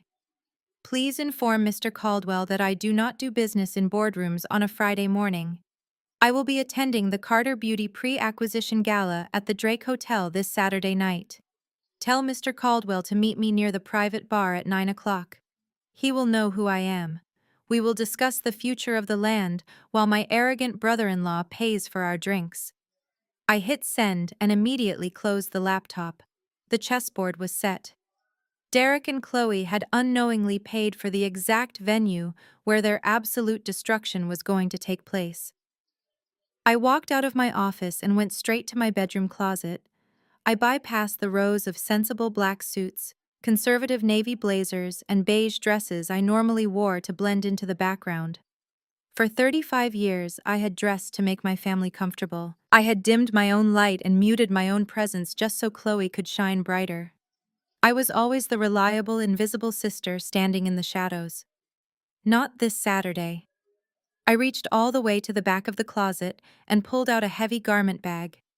I unzipped it, revealing a custom-tailored floor-length crimson-red gown. It was a dress I had bought years ago for a charity gala, but had never actually worn because my mother told me it was too aggressive for my skin tone.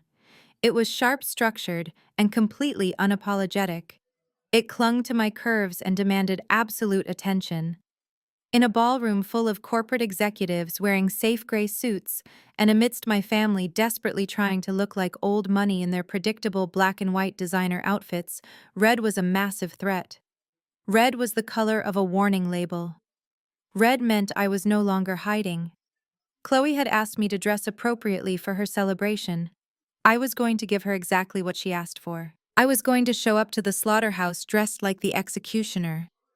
The heavy brass doors of the Drake Hotel were pulled open by a uniformed doorman as I stepped out of my cab and into the crisp Chicago night.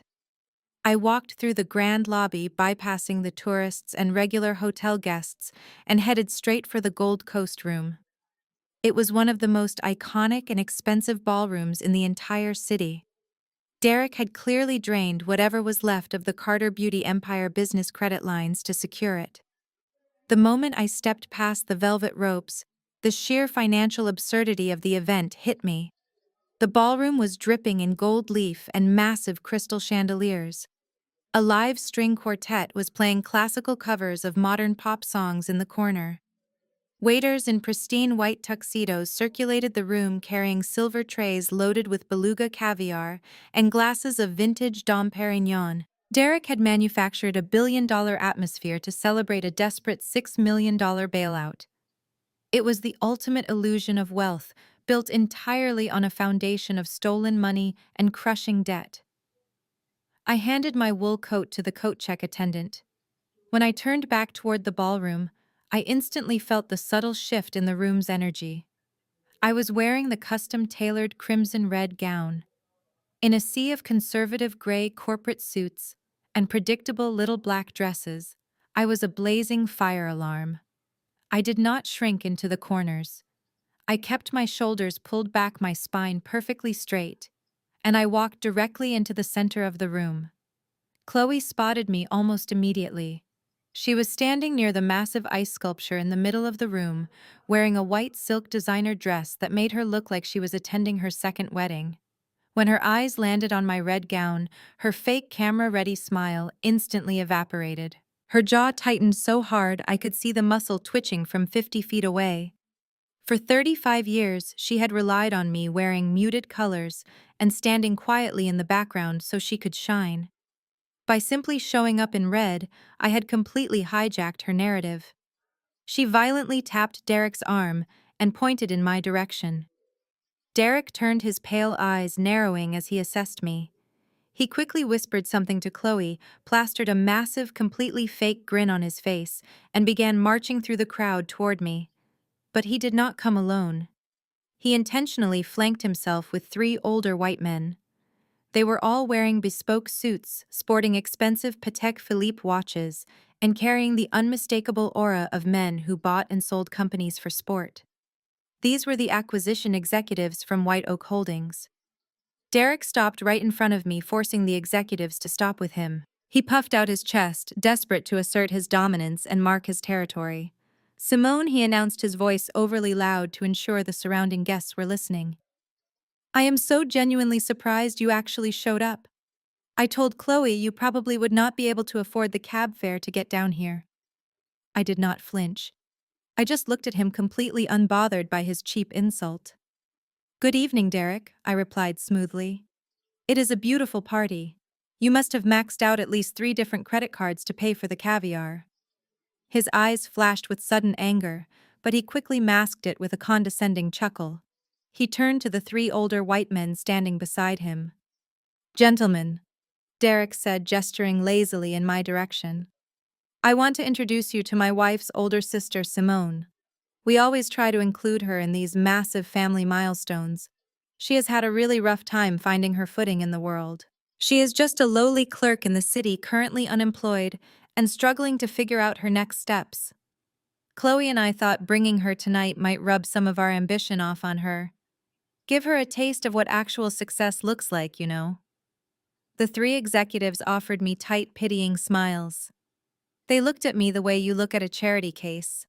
Derek had intentionally framed me as a complete failure to make himself look like the benevolent, incredibly successful patriarch of the family. He wanted to humiliate me in front of the exact people he was trying to impress. He wanted me to look down at my shoes, stammer out a defense, and run out of the ballroom in tears. Instead, I casually reached out and took a glass of champagne from a passing waiter. I held the crystal flute by the stem, the pale gold liquid catching the light from the chandeliers. I looked directly at the 3 white oak executives, offering them a sharp, knowing smile, and then I turned my gaze back to my arrogant brother-in-law. Congratulations, Derek, I said, my voice perfectly measured and projecting clearly over the sound of the string quartet. It takes a very special kind of man to pull off a night like this. I truly hope you sell exactly what you own. I raised my glass to him, took a slow sip of the champagne and held his gaze. For a fraction of a second, the smug mask on Derek's face slipped. A flicker of genuine confusion crossed his features. The phrasing was too specific.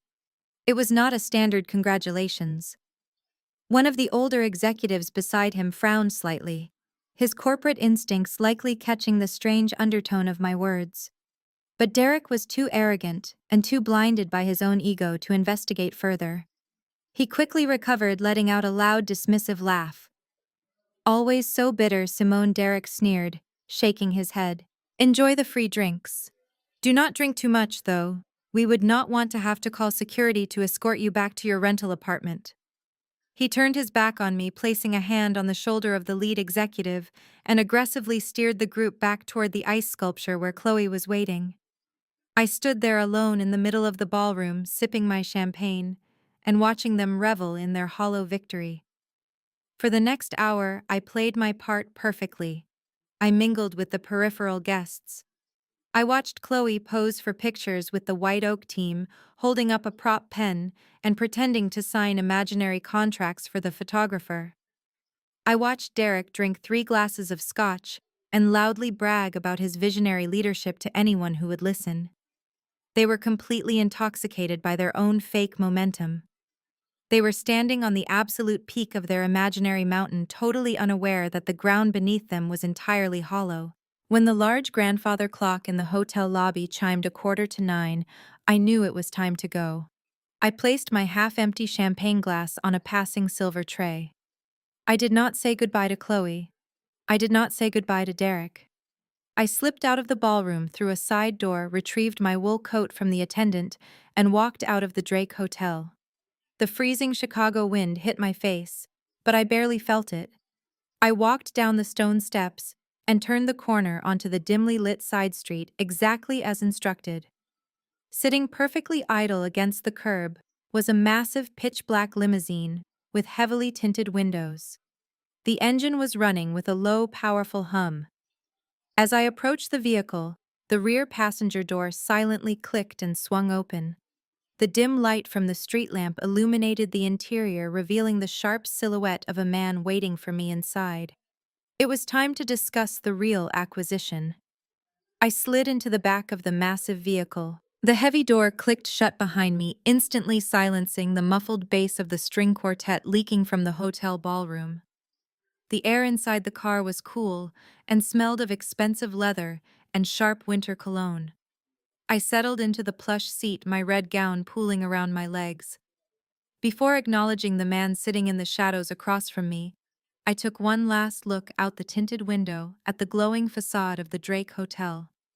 I thought about the absurd spectacle I had just walked away from. For the last hour, I had stood in the corners of that ballroom, silently observing my sister and brother-in-law perform a grotesque play of fake wealth. I had watched Chloe motion for the waiters to bring out a vintage bottle of champagne that easily cost $10,000, just so she could pop the cork and let the foam cascade over a massive ice sculpture carved with their initials. The crowd of sycophants, minor business associates, and our own foolish family members had cheered, clapping their hands as if they were witnessing absolute royalty. I watched Derek casually tip the bartender with a crisp $100 bill, a man who literally could not afford to pay the water bill at his own flagship salon. It was a masterclass in delusion. They were enthusiastically maxing out credit lines that were already in default, spending phantom money to impress people who did not actually care about them. Chloe was wearing a dress that cost more than most people's cars, completely oblivious to the fact that her husband had gambled away her entire future. They were throwing a massive glittering party on the deck of a sinking ship, and they were too busy admiring the view to notice the water rising around their ankles. A deep, gravelly voice cut through the quiet interior of the limousine, pulling my attention away from the window. "You have a very dramatic way of arranging a business meeting, Miss Carter." I turned my head. Jonathan Caldwell sat in the opposite corner of the spacious cabin. He was in his late 50s with sharp, predatory features and silver hair cropped close to his scalp. He wore a dark charcoal suit that likely cost more than my parents' first house. He did not look angry. He looked intensely calculated, like a man who was used to dissecting his opponents before they even realized they were bleeding. "I prefer to call it efficient, Mr. Caldwell," I replied, my voice completely steady. "I saved you a trip to your boardroom on a Friday morning, and I gave you a front-row seat to the exact caliber of people you are currently negotiating with." Caldwell leaned forward slightly, resting his hands on the polished mahogany console between us. "Derek Sterling is a loudmouth and an amateur," he said dismissively. "I have bought and sold dozens of men exactly like him. He thinks he is a shark, but he is just chum in the water. I do not care about his fake champagne or his rented ballroom. I care about the document you emailed my assistant. Let me see the unredacted trust." I reached into my leather clutch and pulled out the single sheet of heavy archival paper. I did not hesitate. I slid it across the smooth console. Caldwell picked it up. For a long moment, the only sound in the car was the soft hum of the engine and the faint rustle of the paper as his eyes scanned the complex legal jargon. I watched his jaw tighten. The faint, arrogant amusement in his eyes completely vanished, replaced by the cold, hard realization of a billionaire who had almost been scammed. "The Carter Beauty Empire operational shell is completely insolvent," I stated calmly, not waiting for him to finish reading. "Derek Sterling has embezzled the cash flow for the last 2 years to fund his catastrophic cryptocurrency investments. The business is currently holding over $4 million in toxic debt, including commercial loans, vendor liens, and unpaid state franchise taxes. He offered you a discounted $6 million cash buyout because he is desperately trying to liquidate the brand and run before the creditors seize the physical assets." Caldwell slowly lowered the paper. He looked at me, his expression unreadable. "My legal team would have found the debt during the final discovery phase next week." Perhaps I conceded. "But your legal team did not find the land trust, did they? Because Derek went to great lengths to bury it. He presented you with the operational LLC deeds and conveniently omitted the fact that the LLC is merely a commercial tenant. You are paying $6 million for salon chairs, mirrors, and a brand name that is about to be dragged through bankruptcy court. You are not buying the land, Mr. Caldwell, because the land belongs entirely to me." Caldwell tossed the document back onto the console. He let out a slow, sharp exhale. He was a man who appreciated ruthlessness, and he realized he was sitting across from someone who spoke his exact language.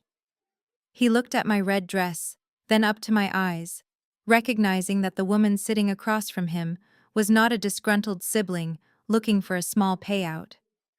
I was a professional executioner.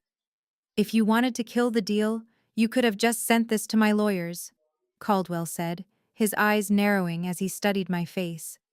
Or you could have walked into that ballroom right now and showed this piece of paper to your brother-in-law, shutting down his little party immediately. But you did not do that. You demanded a private meeting in the shadows. You want something else. What is your play here, Miss Carter? I offered him a slow, chilling smile. I do not want to kill the deal, Mr. Caldwell. I want you to let them sign the contracts. Caldwell raised an eyebrow, genuinely intrigued. You want me to sign a $6 million purchase agreement with a man who is committing active fraud. I want you to schedule the final closing for tomorrow morning, I corrected him. I want Derek to sit in your boardroom, look you in the eye, and sign his name to a federally binding commercial contract claiming he has the legal right to sell that property. The moment his pen leaves the paper, he commits wire fraud, real estate fraud, and grand larceny. He hands you the rope, and you let him hang himself. And what do you get out of this? Caldwell asked, leaning back in his seat. I get my family business back, I said flatly. When Derek is arrested, the LLC goes into immediate default. The $4 million debt crashes down on my sister. She will be forced to liquidate her personal assets, including her suburban mansion, just to stay out of prison herself. The company's shell will be worthless. But the land, the actual valuable real estate you want to build your luxury condominiums on, remains entirely mine. Once Derek is in handcuffs, you and I will negotiate a long-term commercial lease for the dirt under those salons. You get your prime real estate without buying a bankrupt company, and I secure my generational wealth on my own terms. Caldwell stared at me in complete silence. A slow, genuine smile crept across his face. It was the smile of a predator recognizing an equal.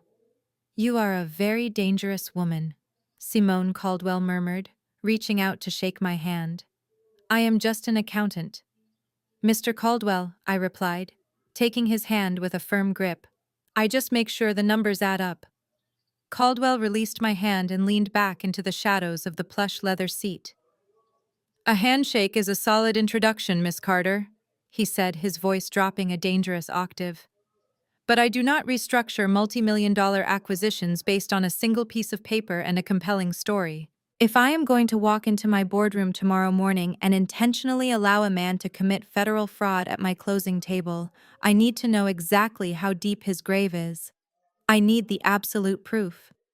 I reached down to the floorboard and lifted the heavy black leather binder I had meticulously compiled in my home office. I placed it squarely on the mahogany console between us. I do not tell stories, Mr. Caldwell, I replied, tapping the thick cover with my index finger. I track data. Everything you need is right here. He opened the binder. The soft overhead reading light illuminated the sharp lines of his face as his eyes darted across the first page. I had structured the financial evidence like a forensic autopsy. I did not just show him that the money was gone. I showed him exactly how Derek had killed the company to get it. I sat quietly and watched a master corporate raider process the sheer audacity of my brother-in-law's stupidity. Caldwell flipped past the forged revenue projections and landed on the bank wire transcripts. Your future business partner has been embezzling from the primary operating accounts for 24 months, I explained, keeping my tone strictly professional. He funneled the cash through a ghost consulting firm called Apex Strategic Solutions. When the salon started bleeding out, he took out a $1.2 million commercial loan from a secondary lender at a predatory interest rate.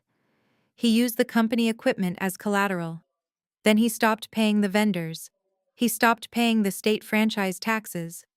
Caldwell turned the page to the public lien registry. His jaw tightened visibly. And where exactly did all this stolen cash go? He asked, his eyes not leaving the spreadsheet. He bought digital air, I said flatly. He dumped millions into an unregulated cryptocurrency fund that completely collapsed 6 months ago. The Carter Beauty empire is currently holding over $4 million in toxic, unrecoverable debt. Caldwell's face darkened into a mask of pure, unadulterated anger. In his world, greed was perfectly acceptable, but incompetence was an absolute sin. Derek had not just tried to scam him. Derek had insulted his intelligence. Derek had invited his acquisition team to a rented ballroom, poured them cheap champagne, and smiled in their faces while trying to hand them a $4 million financial grenade. Caldwell slammed the heavy black binder shut. The sharp crack echoed loudly inside the limousine. He reached into the inner pocket of his tailored suit jacket and pulled out his phone. His thumb hovered over the screen. "This is entirely unacceptable," he growled, his voice vibrating with barely contained rage. "I am calling my lead counsel right now. I am pulling the plug on the entire acquisition. We are going to bury Derek Sterling in civil litigation before the sun comes up. I will personally ensure he spends the next decade drowning in legal fees for negotiating in bad faith." He went to press the dial button. I reached across the console and placed my hand firmly over his, pushing the phone down. "Do not cancel the deal," I said, my voice low and commanding. "Let them sign. I am going to give you a much better agreement." Caldwell looked at my hand covering his, then slowly raised his eyes to meet mine. The anger was still burning in his gaze, but it was now mixed with intense curiosity. He set his phone face down on the console. "I am listening," he said. "If you cancel the deal tonight, Derek will instantly know he has been caught," I explained, leaning back into my seat. "He will panic. He will likely file for emergency corporate bankruptcy by Monday morning to protect himself from the creditors. The moment the LLC enters bankruptcy court, a federal judge will freeze every single asset tied to the Carter Beauty empire. That includes the physical salons. The property will be tied up in endless litigation, creditor hearings, and probate delays for years. You will not be able to touch that land to build your luxury condominiums until the courts sort through his massive pile of garbage." Caldwell narrowed his eyes, processing the legal reality of my words. He knew I was absolutely right.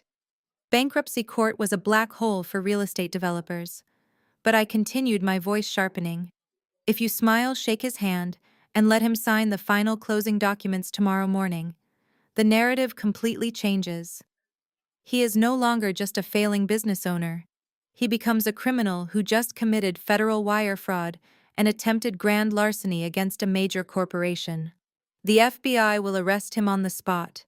The LLC will be immediately voided due to criminal activity. The debt will fall entirely on him and my sister personally. And the land," Caldwell prompted, his eyes locking onto mine. "The land remains untouched and safely inside my grandfather's trust," I replied. "Which brings me to my offer. You were willing to pay $6 million tomorrow to buy a toxic company just to get your hands on the dirt underneath it. I am offering you a clean 99-year commercial ground lease. You do not buy the company. You do not inherit the debt. You simply lease the land directly from me." Caldwell was silent for a long moment. His predatory instincts were rapidly calculating the numbers. "What is your price, Miss Carter?" "I want a $3 million upfront signing premium," I stated without a single ounce of hesitation. "And I want $50,000 a month in ground rent, adjusted annually for inflation for the duration of the 99-year lease. You get the prime real estate to build your towers at half the initial cash outlay you were prepared to spend tomorrow. You completely bypass the bankruptcy courts. And I secure a permanent, untouchable revenue stream for my family legacy." A slow, chilling smile spread across Caldwell's face. He looked at the black binder, then back at me. "Derek Sterling has absolutely no idea what kind of monster is hiding in his own family," he murmured softly. "Is it a deal?" "Mr. Caldwell?" I asked. He picked up his phone, unlocked it, and sent a single text message to his legal team. He placed the phone back into his pocket and gave me a curt, respectful nod. "The contracts will be adjusted overnight. We close tomorrow morning at 10 o'clock sharp in my primary boardroom." Caldwell pressed a button on the intercom connecting to the driver's partition. "Take Miss Carter wherever she needs to go," he instructed. Then he looked back at me. I suggest you get some sleep, Simone. Tomorrow is going to be a very brutal morning for your sister.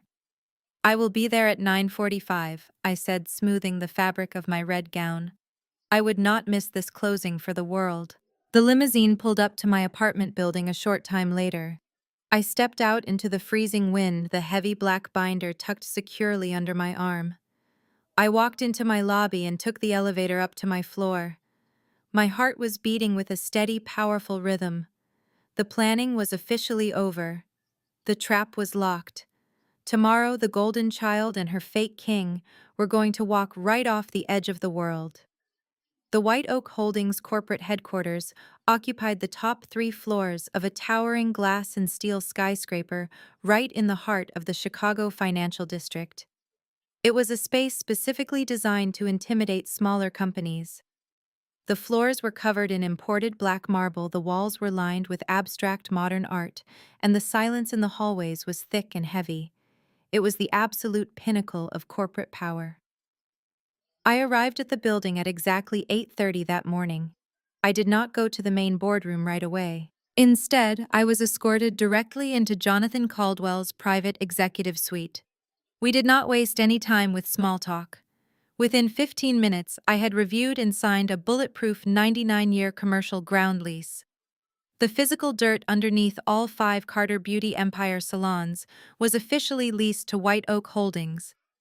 In exchange, a $3 million upfront signing premium was wired directly into a newly established trust account bearing my grandfather's name. The legacy was completely secure. Caldwell shook my hand, packed up his briefcase, and left the building to catch a flight to New York. He had no interest in watching the messy execution of a small-time fraudster. He left that entirely to me and his senior legal counsel. At 9:45, I walked into the primary boardroom. The room was massive, dominated by a 30-foot-long polished mahogany table. I walked all the way to the far end of the room and took a seat in the high-backed black leather executive chair. I placed my hands on the armrests and intentionally pushed off the table, slowly swiveling the chair around until I was facing the floor-to-ceiling windows. I stared out at the sprawling Chicago skyline, the dark waters of Lake Michigan, reflecting the bright morning sun. I sat completely still in the quiet room and waited for my guests to arrive. At exactly 2 minutes to 10, the heavy glass doors at the far end of the hallway clicked open. I did not need to see them to know they had arrived. Derek's loud and booming voice instantly shattered the professional silence of the executive floor. He was practically shouting as he walked down the corridor, aggressively bragging to the stoic White Oak paralegal who was escorting them. "I am telling you, we shut down the Drake Hotel last night," Derek bragged, his voice echoing off the marble walls. "I popped a bottle of vintage Dom Perignon that cost more than your car. But that is just how we do business. You have to celebrate the massive victories. I am sure Jonathan Caldwell understands that mentality. Is he waiting for us inside?"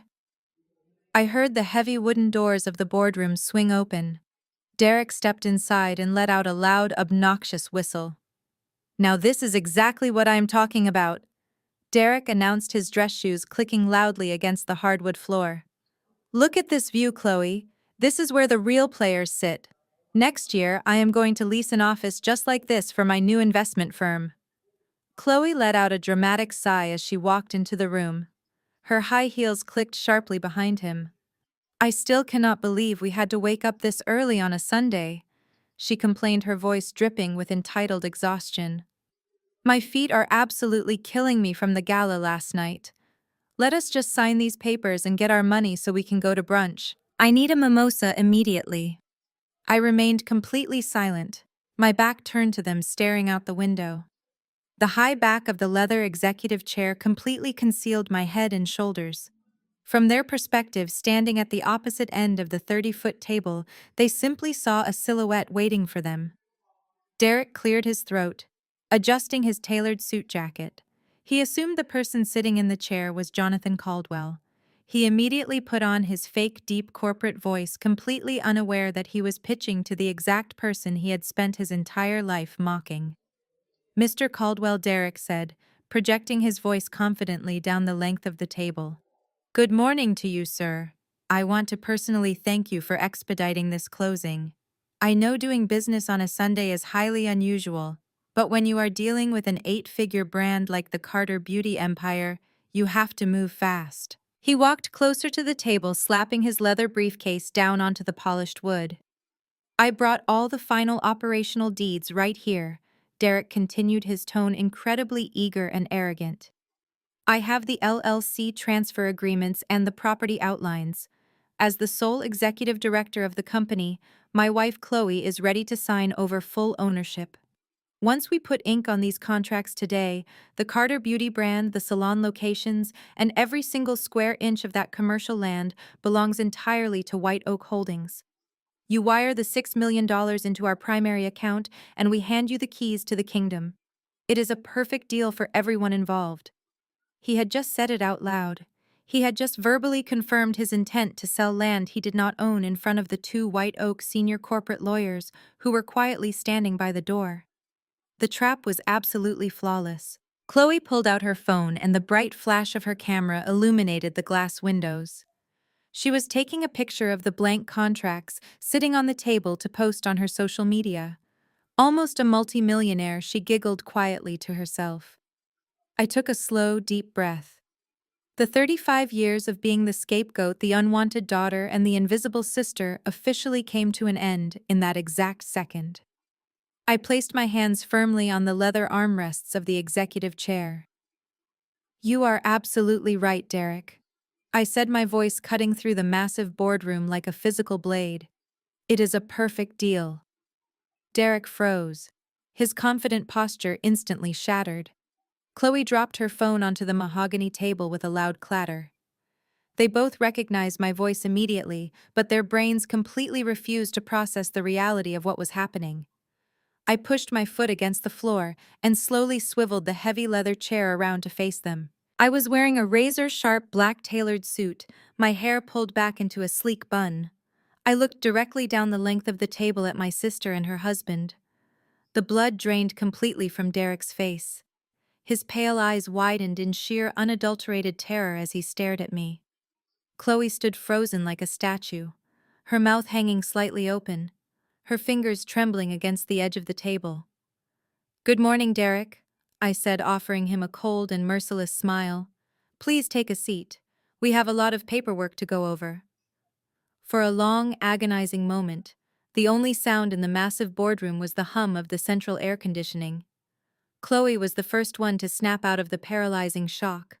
Her face contorted from stunned disbelief into pure, unfiltered rage.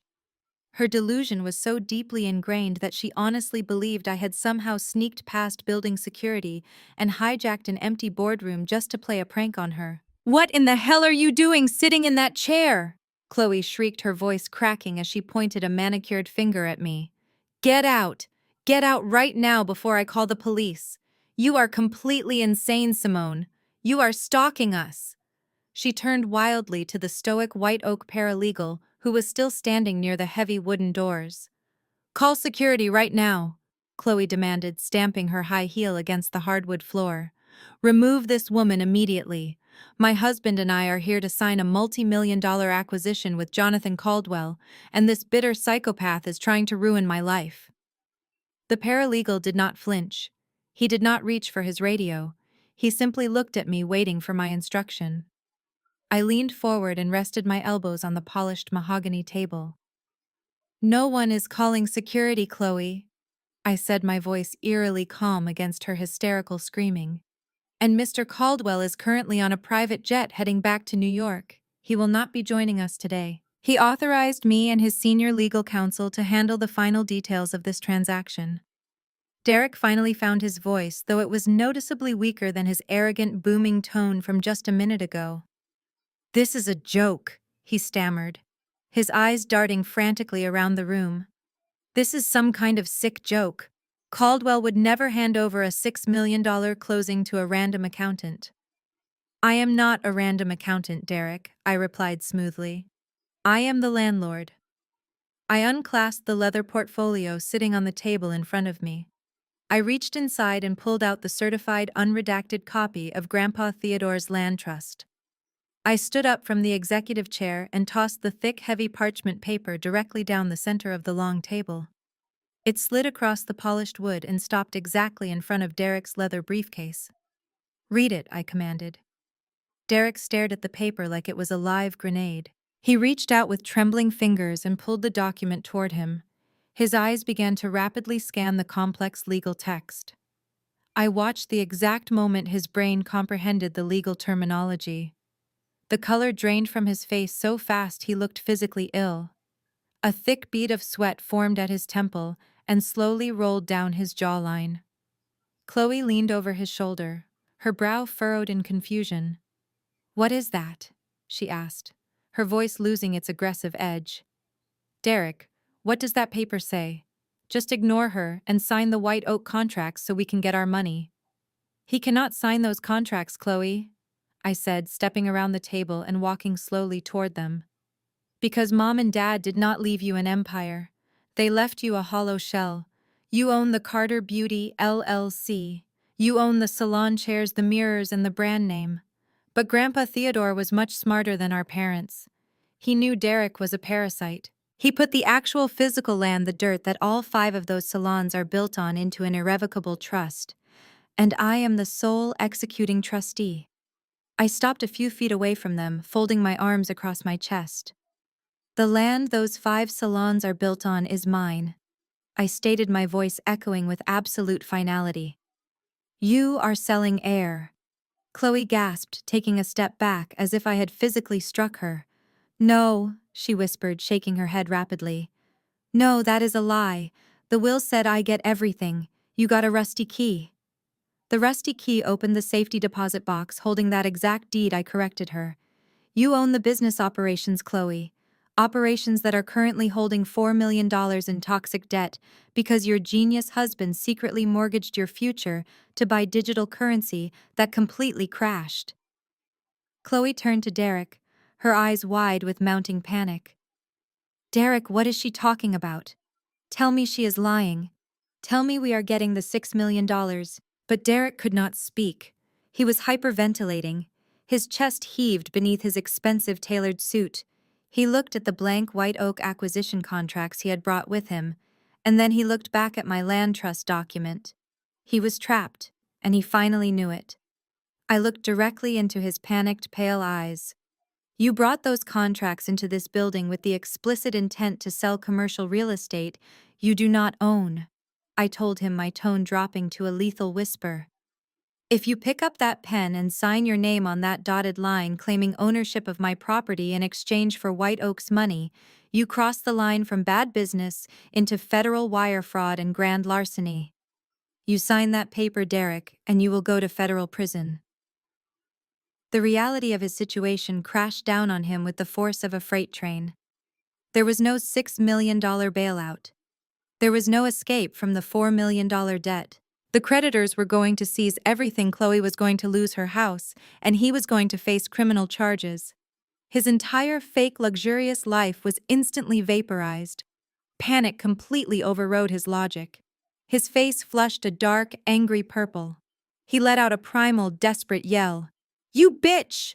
Derek screamed. He lunged across the mahogany table, his hands violently clawing at the heavy parchment paper. He thought that if he could just rip up the deed, he could somehow destroy the evidence and save himself. He scrambled over the polished wood, knocking over his leather briefcase and scattering his useless contracts everywhere. He did not even make it halfway across the table. The 2 men who had been standing quietly by the doors were not just corporate lawyers. One of them was the head of White Oak's private security. Before Derek's fingers could even tear the edge of my grandfather's trust document, the security chief lunged forward. He grabbed Derek by the back of his expensive suit jacket, yanked him roughly off the table, and slammed him face first against the hardwood floor. Derek let out a sharp cry of pain as his cheek cracked against the wood. The security chief smoothly pinned his arms behind his back, placing a heavy knee between Derek's shoulder blades, completely immobilizing him. Chloe let out a blood-curdling scream, pressing her hands to her face in absolute horror as she watched her husband get pinned to the ground like a common criminal. I stood perfectly still looking down at Derek as he gasped for air, his perfectly styled hair, now a messy, sweaty disaster against the floor. I stood perfectly still watching Derek gasp for air against the polished hardwood floor. The White Oak security chief kept his heavy knee firmly planted between Derek's shoulder blades, ensuring he could not move a single inch. Derek's expensive tailored suit was wrinkled and covered in dust from the floor. His perfect hair was a sweaty mess. He looked absolutely pathetic. I turned my attention to my sister. Chloe had backed away until her shoulders hit the floor-to-ceiling glass windows. Her hands were covering her mouth, and her wide eyes darted back and forth between her husband on the floor and me standing calmly by the table. She was completely paralyzed by the sudden violence and the complete collapse of her reality. "You thought I was jealous of you, Chloe?" I said, my voice steady and echoing in the large room. "You thought I was bitter because our parents handed you the keys to a multi-million-dollar empire while they left me a rusty key. But Mom and Dad did not give you a crown. They handed you a ticking time bomb, and they gave me the only shield that could protect the family land from the blast." I walked back to the head of the mahogany table and picked up my heavy black leather binder. I unclasped it and pulled out the thick stack of financial spreadsheets I had compiled over the last 48 hours. I dropped the stack onto the table right next to Chloe's discarded cell phone. "Take a good look at your empire," I told her. "Your husband did not broker a genius acquisition today. He panicked because the Carter Beauty LLC is completely insolvent. He has been embezzling money from the salon operating accounts for the last 2 years. He funneled our family cash into a fake consulting firm to buy unregulated cryptocurrency. The market crashed and he lost everything. Right now, your business is holding over $4 million in toxic debt. He has defaulted on commercial loans, he stopped paying the supply vendors, and he has not paid state franchise taxes in months." Chloe slowly lowered her hands from her face. She looked at the spreadsheets on the table, but her eyes could not focus on the numbers. She shook her head in rigid denial. "No," she whispered, her voice trembling. "Derek is an investment expert. We have money. We just threw a party at the Drake Hotel last night. He bought me a designer bag. We are rich." "You are broke, Chloe," I corrected her sharply. "He paid for that party with maxed-out business credit cards. He bought your designer bags using the payroll taxes he stole from your own employees. And because you are the sole executive director of the LLC, you are personally liable for every single penny of that $4 million debt. The creditors are going to take the salons. They are going to take your bank accounts. And they are going to take your beautiful suburban mansion." Derek let out a muffled groan from the floor, trying to turn his head to look at his wife. "Chloe, do not listen to her," he choked out, his face pressed against the wood. "She is lying. She manipulated the documents." I let out a cold, humorless laugh. I reached into the very back of the binder and pulled out one final manila folder. Financial ruin is a hard concept to grasp when you have spent your entire life swiping credit cards without checking the balance. I knew the $4 million debt would shock her, but I also knew it would not completely break her ego. To destroy a narcissist, you have to attack their pride. I pulled a glossy photograph and a residential property deed from the folder. I tossed them onto the table, sliding them right in front of her. "If you do not want to believe the corporate spreadsheets, Chloe, then maybe you will believe this," I said. Chloe looked down at the table. The photograph showed Derek walking out of a high-end coffee shop in the Lincoln Park neighborhood.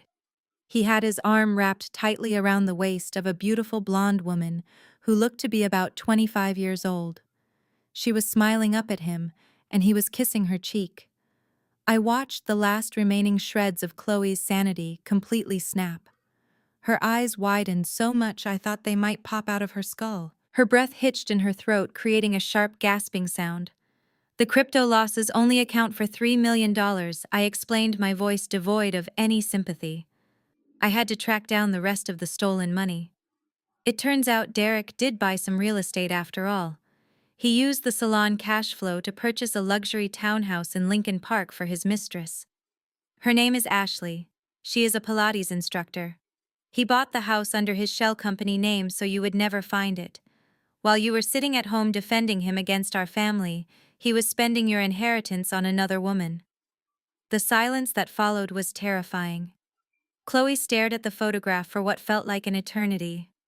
The golden child, the woman who demanded perfection and worshipped her own social image, had just realized her entire life was a humiliating public joke. Her husband was not a millionaire CEO. He was a broke, cheating fraud who had just cost her everything she owned. A guttural, animalistic scream erupted from Chloe's throat. It was a sound of pure, unadulterated agony and rage. She lunged away from the glass window and threw herself toward Derek. The security chief barely had time to react before Chloe dropped to her knees and began violently attacking her husband. She screamed hysterically, swinging her fists and slapping Derek's head and shoulders. Her perfectly manicured acrylic nails dug into the fabric of his expensive suit, ripping the collar of his shirt. "You ruined my life!" she shrieked, tears streaming down her face, ruining her perfect makeup. "You stole my money. You embarrassed me. I hate you. I hate you."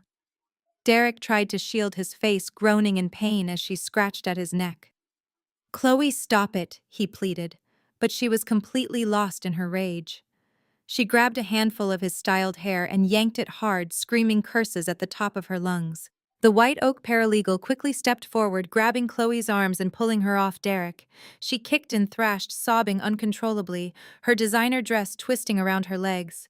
She collapsed back against the leg of the mahogany table, burying her face in her hands and wailing like a wounded child.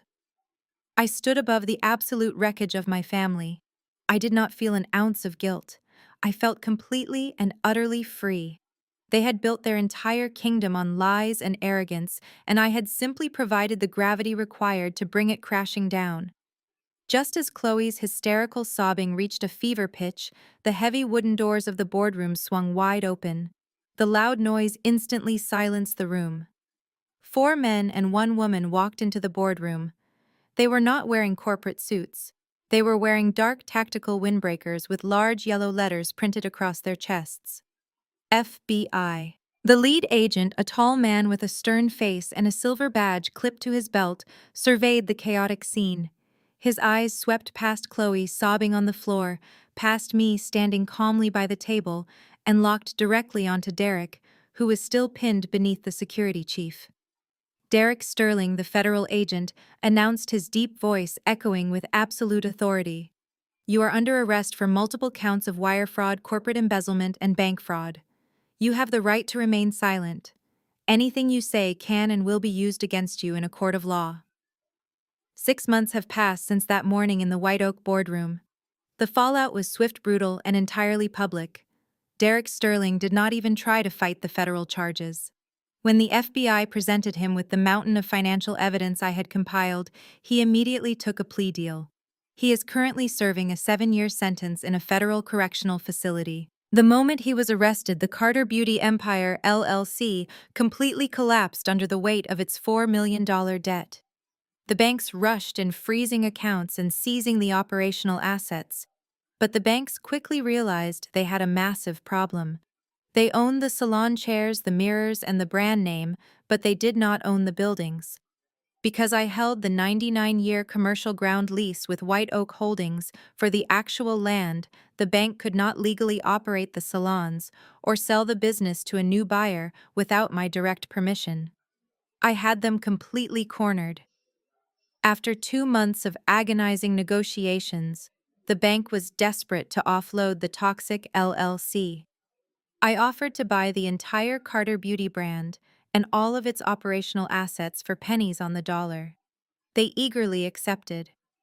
I used a fraction of the $3 million signing premium I received from Jonathan Caldwell to purchase the company shell outright. I paid off the legitimate local vendors, fired the toxic management team Derek had hired, and took my rightful place as the sole owner and CEO of a now debt-free empire. My sister Chloe faced a very different reality. Because my parents had legally named her the sole executive director of the LLC, the creditors aggressively went after her personal assets to recoup their losses. They foreclosed on her pristine Oak Brook mansion. They repossessed her leased luxury cars. She was forced to sell her Hermes bags, her designer shoes, and her jewelry just to afford a cramped one-bedroom apartment on the outskirts of the city. Without her fake CEO title, her wealthy husband, or our parents' money to protect her, Chloe had to enter the real workforce for the first time in her life. She currently works as an entry-level shampoo assistant at a discount hair salon. The golden child who once sat in a VIP chair drinking champagne while mocking my career is now spending her days washing dye out of strangers' hair for minimum wage. Yesterday afternoon, I drove back to the Oak Brook suburbs. I pulled my car into the familiar circular driveway of my childhood home. 6 months ago, Chloe and Derek had called the police to this exact spot to kick me out into the freezing rain. But yesterday, the police were not there. Only a real estate agent holding a set of keys. When the bank foreclosed on the property, they put it up for a quiet corporate auction. I bought it in cash. I stood in the grand foyer looking at the vaulted ceilings and the sweeping staircase. This house used to be a fortress of expectations I could never meet. It was the place where my mother praised Chloe's loose curls and ignored my accomplishments. It was the place where I was constantly reminded that I was the darker-skinned, less desirable daughter. But standing there now, holding the deed in my hand, the house felt completely different. It no longer held any power over me. I hired a contracting crew to completely gut the interior. I am tearing down the walls, ripping up the floors, and erasing every single trace of the toxic history that lived inside those rooms. I am rebuilding it into a sanctuary that reflects my own peace. Naturally, when the extended family realized I had emerged as the sole owner of the salons, the land and the mansion, their attitudes miraculously changed. Aunt Valerie and Uncle Marcus suddenly started calling my phone, leaving long voicemails apologizing for their behavior at the will reading. They begged me to give Chloe a managerial job at one of the salons. They talked about forgiveness and how family must always stick together. I blocked their numbers immediately. I established an ironclad boundary, and I have not spoken a single word to any of them since. I learned the hard way that you cannot heal in the same environment that broke you. Cutting off toxic relatives is not an act of cruelty. It is an act of extreme self-preservation. I refuse to let people who watched me drown suddenly try to climb onto my lifeboat. I am 35 years old, and I am finally living a life that is authentically mine. I am using the salon profits to establish a financial literacy scholarship specifically for young Black women in Chicago. Because true generational wealth is not just about passing down a house or a business. Generational wealth is about passing down the knowledge to protect those assets from predators. It is about understanding contracts, reading the fine print, and refusing to let anyone, even your own blood, manipulate you out of what you rightfully own. We are taught to be resilient, but we also need to be financially ruthless when protecting our peace and our legacy. Thank you for listening to my story. If you have ever been the scapegoat of your family, or if you have ever had to fight to protect your own worth, I want to hear from you. Have you ever had to establish absolute boundaries with toxic family members to protect your future? Let me know your experiences in the comments below. Please hit the like button and subscribe to my channel for more stories about resilience, financial independence, and taking back your power. Remember that your value is not determined by how your family treats you. Your value is determined by how fiercely you are willing to defend yourself. Stay strong, protect your peace, and always keep your receipts.